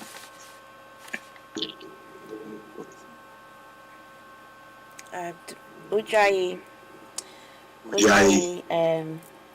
Qenibsa, am I pronouncing that correct? Yes. Okay, Satabti here. You've kind of answered in some ways the question I'm going to ask, but you may be able to elaborate. Can you express on how attending the pilgrim has assisted you with any particular difficulties in making change? That's a good question. Yes. So, we have a saying and tradition that, when you're in on this path of trying to self-assess yourself, you need a community to do that, because your own eyes are fixed to look outward. So if you don't have a community kind of to reflect back onto you, where you can see yourself or to aid you in seeing yourself, we as people who weren't brought up in a tradition, we tend to con ourselves. You can trick yourself. But being in a community that's also in the process of self-development that can help you to see yourself is beneficial. And me in particular, one of my challenges is anger. And I thought there's a theme from the times I've been to pilgrimage where I from the first time I went, I came back, and the one thing I could say to express it was amazing how transparent you become, because you do a good job at hiding that anger or trying to disguise that anger. Yeah. And when you go in that environment, even in the midst of you putting on your best performance to subdue it and hide it, it comes out. And which is really important. And so that having a community to help you to see that in yourself is really important, because here in the West, the conditioning even for myself, we're rewarded so much for anger. Anger is a good thing in the West. I get so many benefits for being angry. If I walk up and I'm not a small guy, so if I express anger, I can maneuver. I get preferential treatment if I'm angry. If you're in an argument, if you raise your voice, you're right, because you say it with more passion and louder, and you're arguing, making your argument. Those things are rewarded. So you develop this habit of being rewarded, and it's beneficial here in the West. But when you go and you're in an environment where you're trying to really self-develop yourself and work on your spiritual quality, that's a problem. That's an obstacle. So to really get in an environment where you can flesh that out is so beneficial. So yeah, and then this trip in particular, when I started answering that first question, I was talking about the reason. What I got out of this trip is the reason. The reason, it's easy to say, oh, I'm not going to be angry anymore, and all these self-help applications that we pull from the West, how to manage your anger. Like, none of that stuff really works because it feels so good. It's so embedded. You know, as soon as the opportunity presents itself and you need to exhibit your anger, it'll pop right out. But if you have a reason, just like people who decide to all of a sudden start eating healthy, most of the time in the West is due to some sickness. They about to take a limb off because they're diabetic, and all of a sudden this person at the drop of a dime, now he eats healthy because he just lost a toe. So it's like that, and we so hard-headed, it's like that's the reason. Like, that was the final reason. Like, okay, you did. So for me, it was like this trip gave me the reason. I really seen what anger is doing for me. How, if I continue that behavior, if I continue to allow all the outside circumstances to have an influence on me to induce anger inside of me, how it's really it's me throwing my investment away. You know, I'm going there to invest in myself. I'm going in there to invest all of this time, and not just me investing, the priests there are investing in me. And if the anger, all of that work causes an interference. Yeah. And I seen that. It's like and it required for that to be exposed for me to see that. Like, it's like throwing your investment away. If I'm investing in myself and I'm working on building my quality, and the trip to MEZNEBSATI is no magic that just, it magically just transforms you. No, what happens is there's a potential that's open. Once that potential is established, your energy is needed. But if I'm not providing the right energy to create that circuit where I can benefit from that potential that has been cleaned up and opened up for me, anger is an interference. It's like if you're trying to listen to a radio show and I come in there screaming and hollering, you can't get what you need. I can't hear the information. So if I come and I exhibit this anger, then all this spiritual work, all the things the priests are doing, the sacrifice that they're doing for me, all that's in vain. It's like I'm interfering with the potential because I'm angry. Yeah. So seeing that, like really, really seeing that on a practical level, like I don't think that could not have been conveyed to me through a classroom, sitting on the floor, through a webinar, through a book. I had to go and I had to actually have it exposed in me, because it wasn't just an instant process. It was the duration of the trip where that was just getting flushed out. And then it finally hit a head, and then that moment came where it's like, I get it. So now I hold that. So now that I'm home, I'm not saying I'm cured, but when that anger presents itself to me, I think about the investment I made. I think about all of the sacrifices I made, all of the sacrifice that the priest made, all of that I went through, the sacrifice my wife made to open the opportunity for me to go. And it's like, and you can just throw that away or cause an interference, just getting angry. So that gives me a reason. And that reason is enough for me to like change the outcome. So instead of me engaging, I just, I'll look to subdue that. And that, to me, that is kind of what induces the change. Right. Duwawu. Yeah, that was a powerful answer there. And it's about responsibility, isn't it? Not just for yourself, your actions, but for others who are affected by that as well. You know. So, are there any outstanding moments that you're able to share with us? Because I know pilgrimage can be a very private thing. Yeah.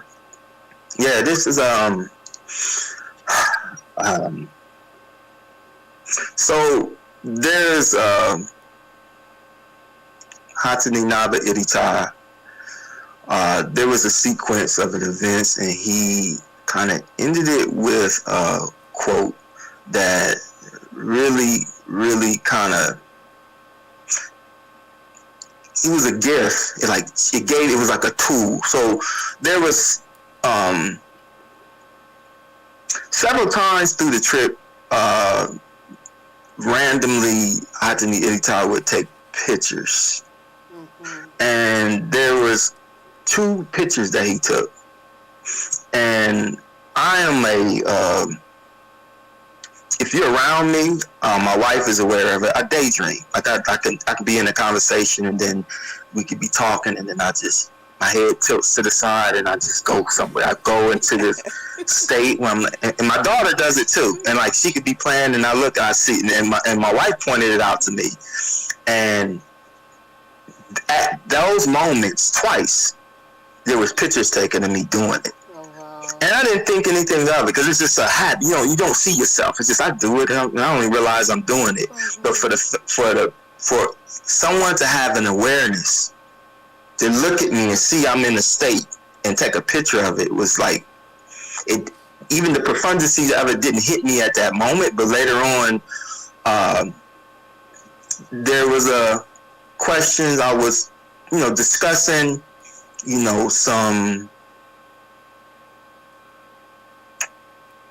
opportunities or potential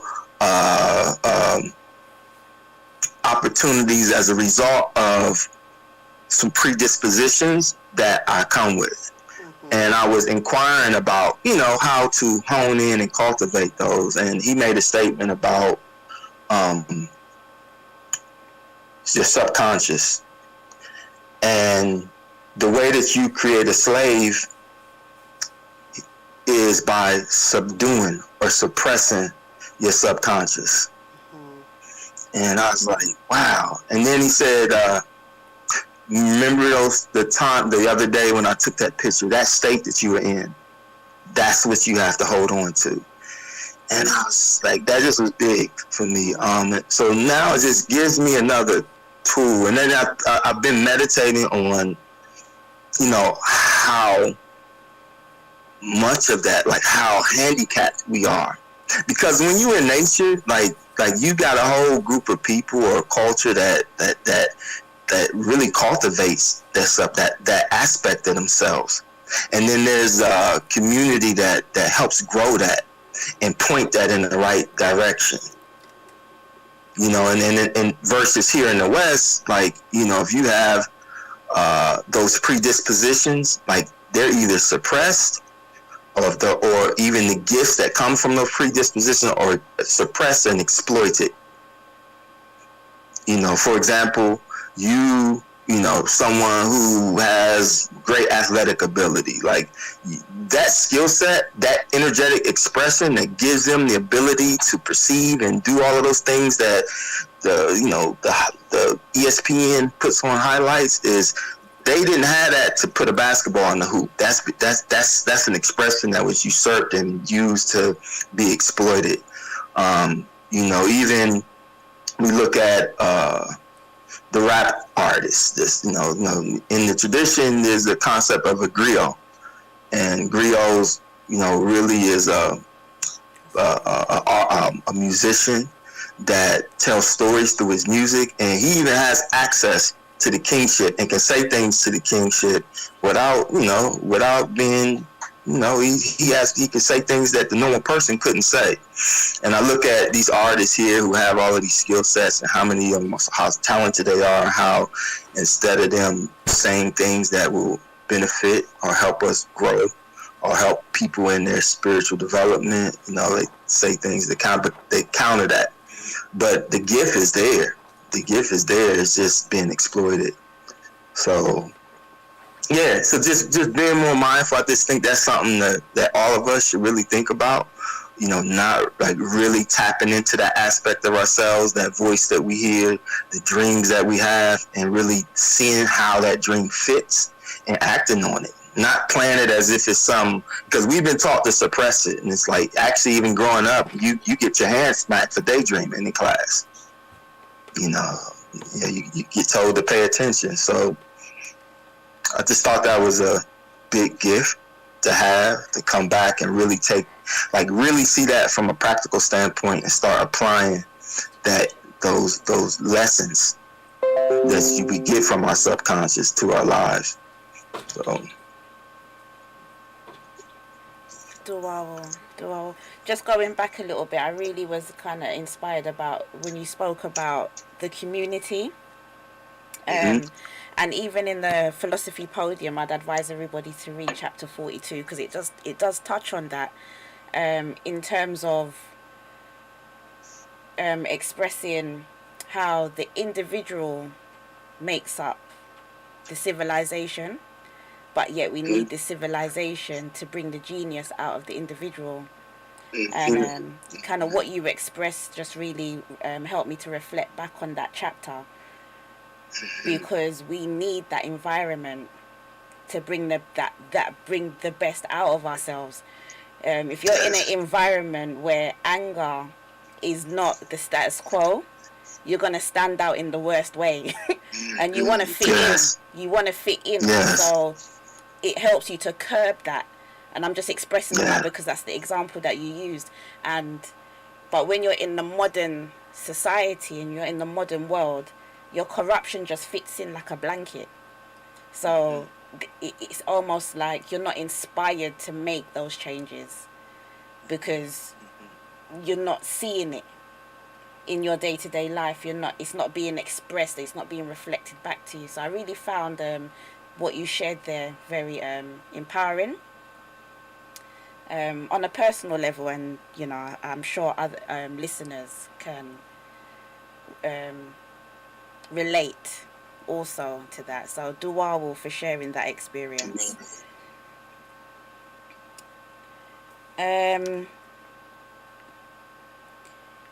Just on staying on the theme of change, and it's still kind of a similar question, but what would you say has been your biggest challenge in making change, and how did you or are you overcoming those challenges? That's a good question. Yeah.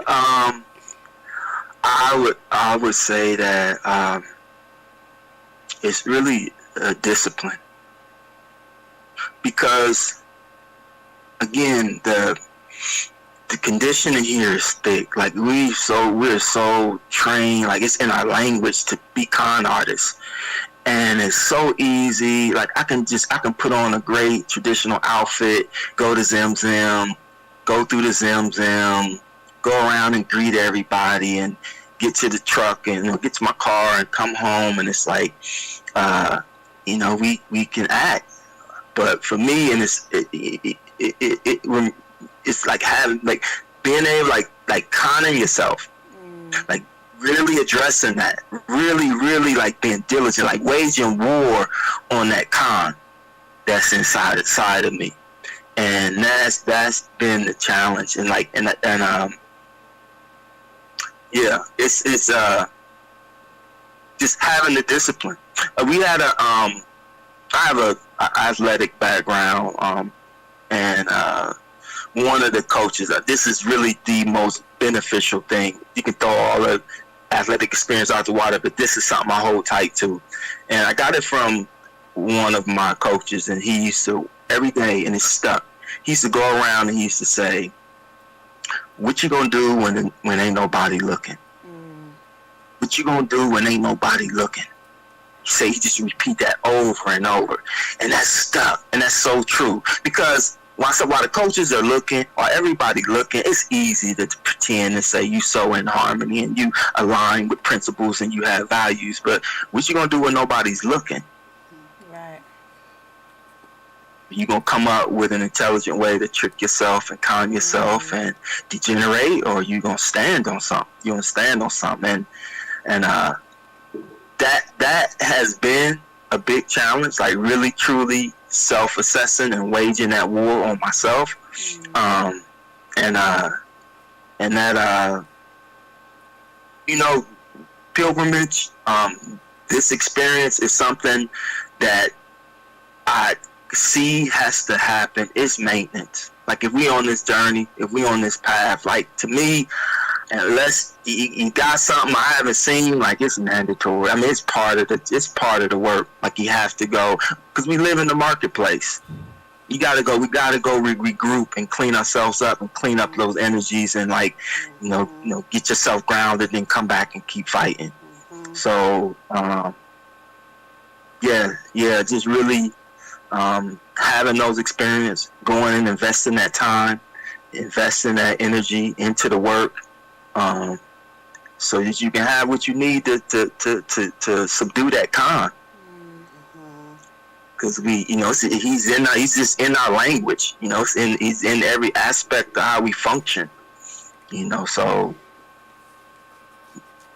I know after a certain amount of time, it's going, we here in the West, it takes its toll on you, then, making it a daily, whatever, for me, whatever I can, I think annually it has to be something that's part of my maintenance, it's part of my journey. So that's a huge conviction that I have, that the necessity, that it's not a thing that I should be doing every once in a while, that for where I am and what I have, I need to continue that maintenance. Wow. Yeah, the recharging of your soul, isn't it?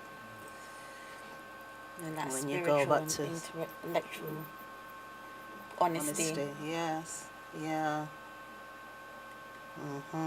Nessebik, is there anything that you'd like to say to Qenibsa? Yeah, what I say? From Nessebik to Qenibsa. Oh yeah, Nessebik to Qenibsa.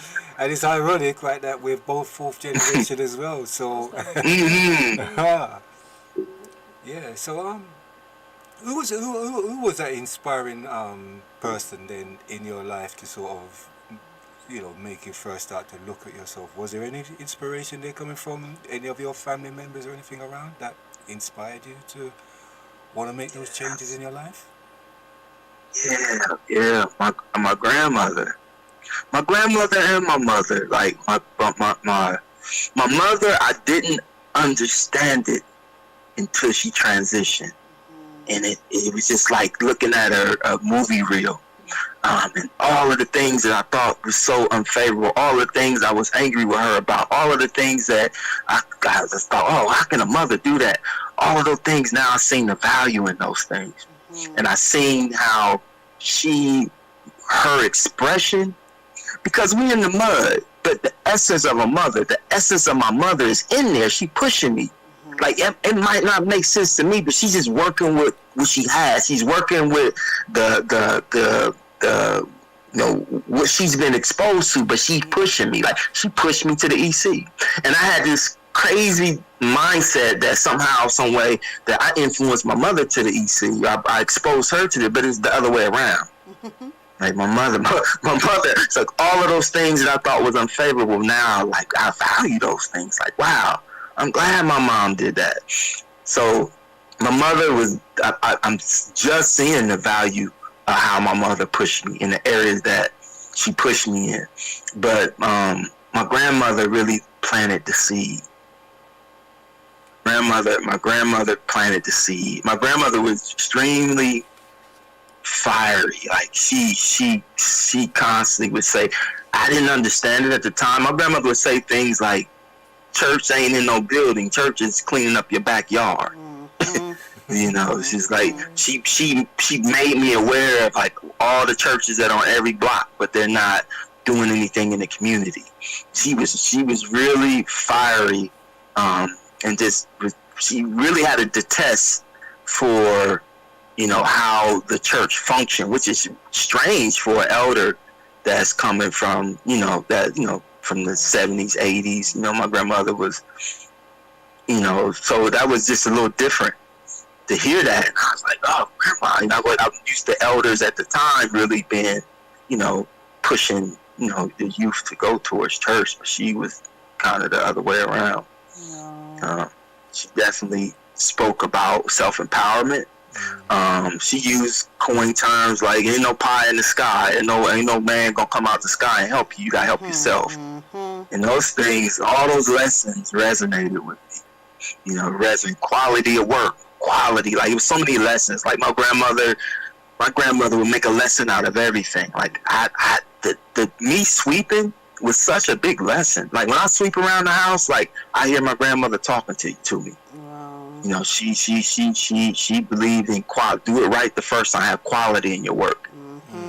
She used to tell me, if you don't spread dirt, you sweep it up. Like, and she just really planted that the ideal of preservation and quality, and how those two are connected.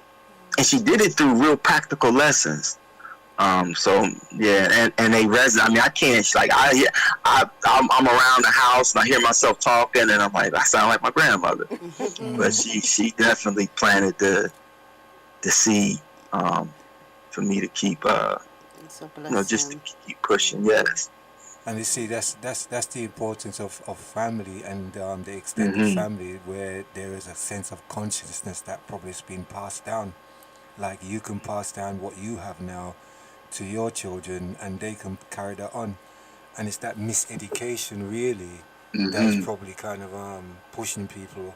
You know, it's like know thyself, that kind of a thing. And through that lack of knowledge, really, then as you said, you're gonna make changes, but changing from what stage to what stage, you Right. know?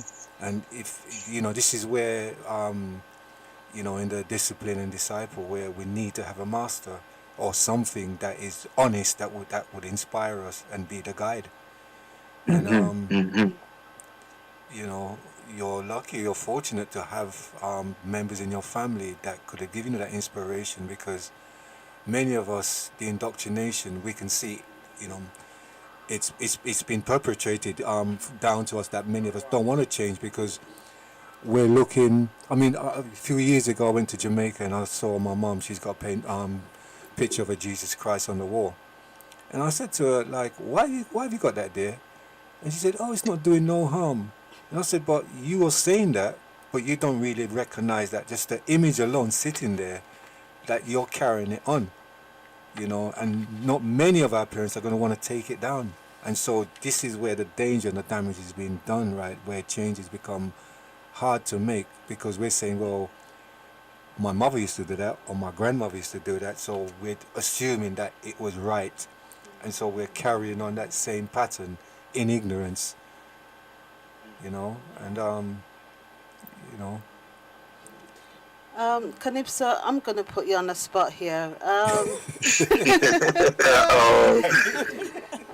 Man. thought I was already on the spot. No.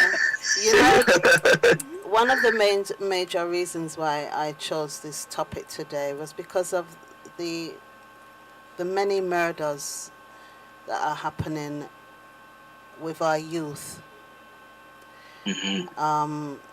Just killing each other senselessly, you know, and so it's like, and hearing that song, a change is gonna come, and it's like, how and where is this gonna come from for us to get the youth them out of this destructive life that they're living, this self-destructive life that they're living. So I know it's probably the same where you are. The youth are doing the same thing. What would you say to them now at this moment in time?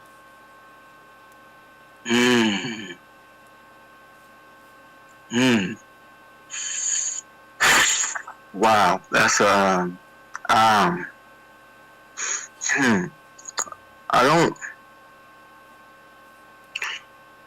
I don't want to sound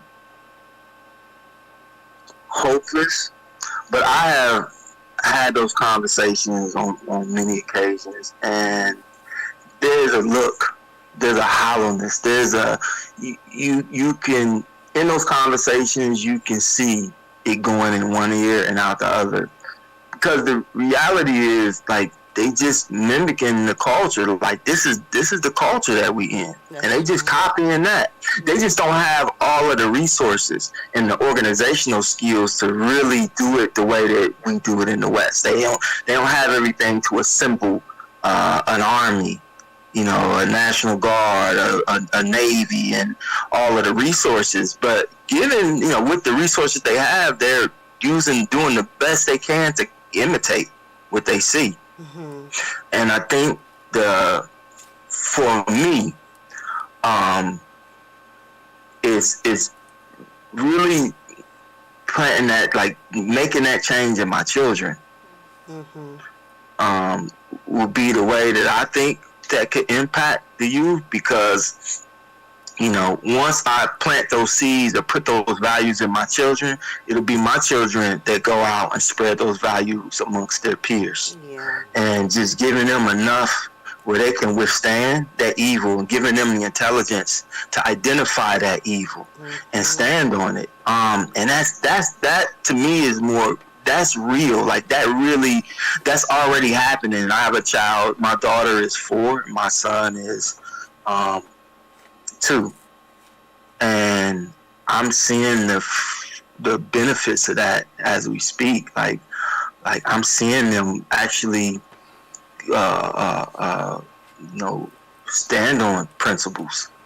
I've seen them, like, not in a disrespectful way, but reference their grandmother is not, that she's an ancestor now. Those are, to me, those are the victories. Like planting those seeds, that's what's going to impact. It's like just like me being a light in that, like people, like children, those children, the kids out there that telling them and talking to them, it's them looking at, seeing an opportunity, like watching you in a situation and seeing the values and the principles that you're standing on, watching you in real time. Like that's what's going to change them. So, and I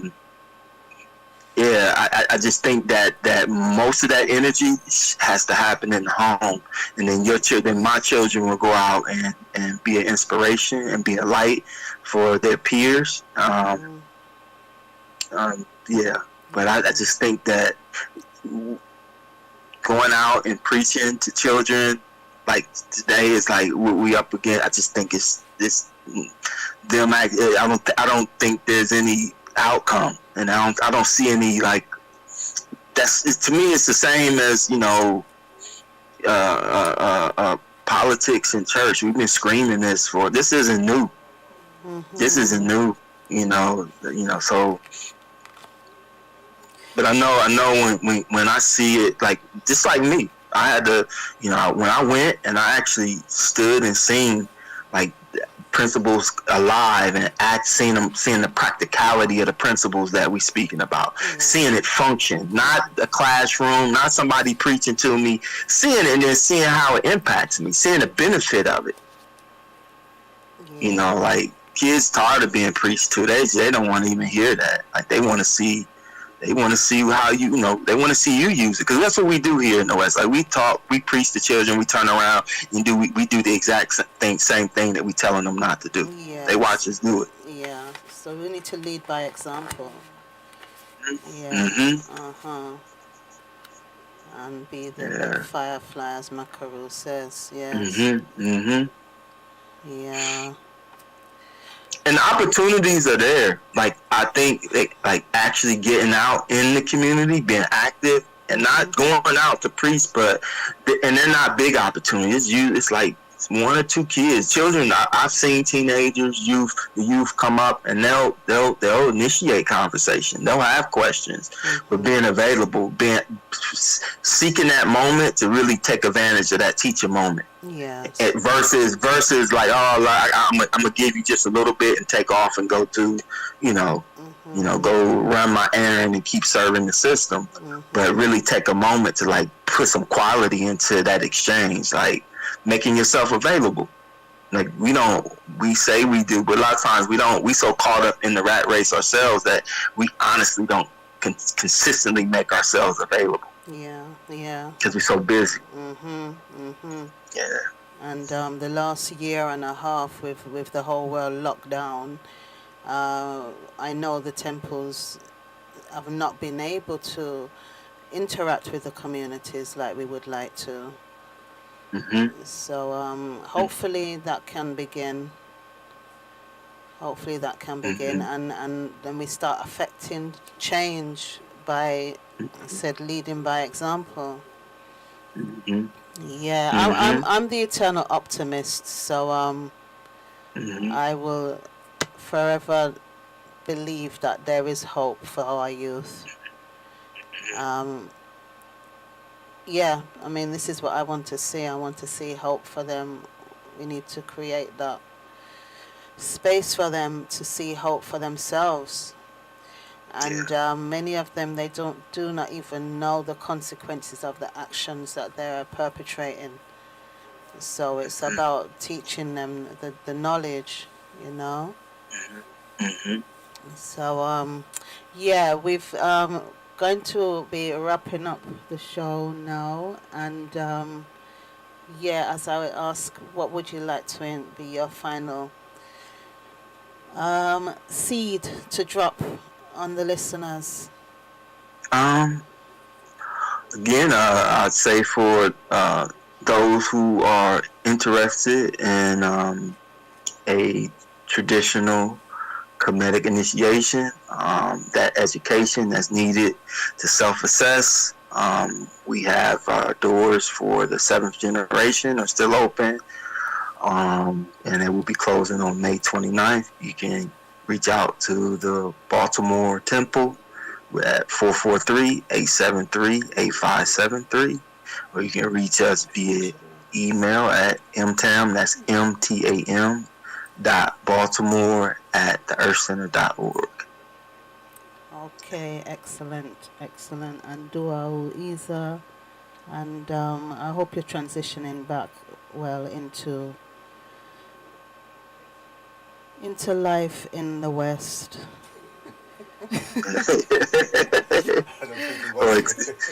I know it's not easy. Right. I know it's not easy, but yeah, at least you have a home to go to.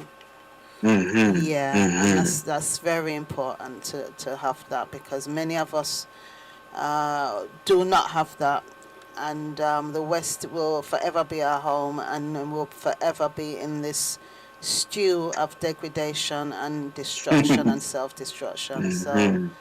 yeah, so Dua Isa to the ancestors, to the Makaru, and Yes. to yourself, Qenibsa, and Wow. your family, Netedua, to yourselves. Yeah. Neta Dua for having me. It was a pleasure.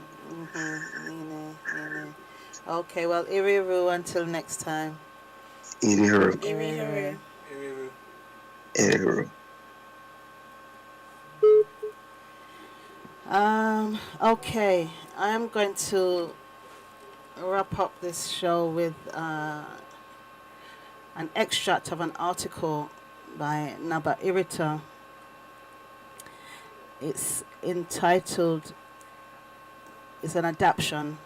It's entitled The Evolution of Man. So, the goal of a human being during their lifetime is to perfect the self. Kemetic society is based on assisting each individual with raising their human qualities in their journey towards the Neteru, who gave us the 77 commandments and taught us how to purify ourselves in order to reach our goal. However, the rise of certain doctrines 2,000 years ago brought a spiritual prostitution into the modern being's mind, leading them to sell their souls to the pastor, preachers, imams, and politicians, who will not stop manipulating humans and leading them towards destruction in the name of their barbaric ambitions. As we gain the understanding of self and what our purpose is, we will be able to aspire for higher achievements and knowledge. It is good to learn, but it's even better to apply what has been learned in every instance. Every action, activity, or interaction should be aimed at some form of spiritual development and spiritual achievement. Focus on the now, the present moment, or task at hand. That is what counts the most. Every little thing is just as important as every major act. There is no difference. Every thought counts. So you should assess the heart, for that is where most corruption lies dormant, waiting to show itself in a moment's notice. The mind only speaks or can only assess what is in the heart. To be pure is to be pure in heart, for that is what matters most. The heart is the strongest muscle. It has many physical functions, but it has many spiritual functions as well. If your mind thinks of corruption, that means it is stored in your heart. But what is in our understanding of corruption? This is the question every human being trying to reach the divine world should be meditating on. It will not take long before one sees the self as the perfect expression of the corruptions of this society we are living in. This is why the original code of human behavior, the 77 commandments, is crucial for our spiritual and physical growth. So, to wrap up the show and in conclusion, we are writing our own history. And we have to start taking responsibility for our actions. And it's only when we make that change that we will start positively affecting change in others. So, Nehibsa, would you like to say anything in parting? Yeah, it's just that all change comes with pain. So, you know, you just got to kind of accept what's coming really, right, and break through the pain barrier really, right, to get to where you need to get to. And as they say, you know, you can't put something into a full cup. So there are things that you have to get rid of first before you can refill or fill that cup up back to where you want it to be. And that's where the changes come in. We have to throw away that dirty water sometime, you know, to put in clean water. Duahu Nehibsa Satabti? Yeah. Really just to echo what's been said during the show today. You know, change is, in a lot of cases, an uphill journey, like Mama expressed. And for change to happen, we have to let go of something, let go of our old ways and comforts, which can be a struggle. And it's a process, a continual process of discipline, like what we heard from our guest, Qenibsa. And just to add that, you know, it requires spiritual and intellectual honesty. Duahu sense. And I'm going to play a tune by the Cinematic Orchestra. Is Wait for Now. And what's so good? It's my sweet tune. And yeah, I'm just going to leave this where it stands. And but my interpretation of this song is like me having counsel with my ancestors and with myself and my many reincarnations. So anyway, until next time, Iriru everyone. Iriru. Yes, Iriru. Nete Dua and Duawu for bless for giving us this space. Duawu for the ancestors for allowing us to be here. And Duawu for the Makaru for gifting us with the knowledge and initiation, our key of life, basically. So, Iriru, everyone. Yeah, and just a final note, we just want to say duawu to our new co-presenter. Oh, yes, yes. We just broke her in. Yeah. She did very, very well. Yeah. Yeah, so, yeah, Yes, we're very grateful. Yeah.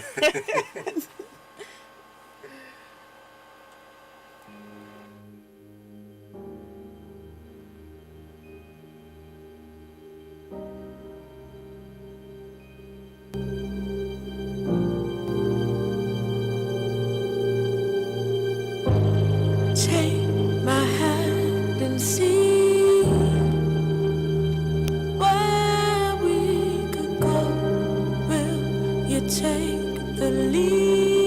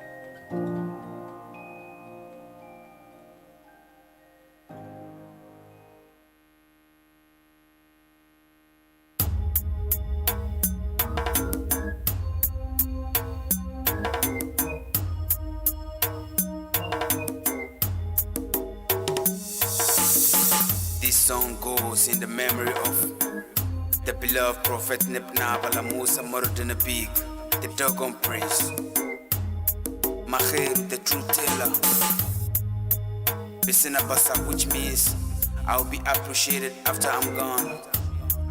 He's the man who overcome the devils with love. He's the man who speaks because he has something to say. The man of wisdom, the definition of humanity. Maheru, Maheru, Maheru. I'm from far away, I'm from far away, far away, from far away, West Africa, from far away, Prophet NABA, far away, Musa, far away, Tenkawur, far away, Prophet from far away, Prophet NABA, far away, from far away, from far away, Prophet from far away. He's the man of wisdom. He's the man who lived by faith, and not by fear.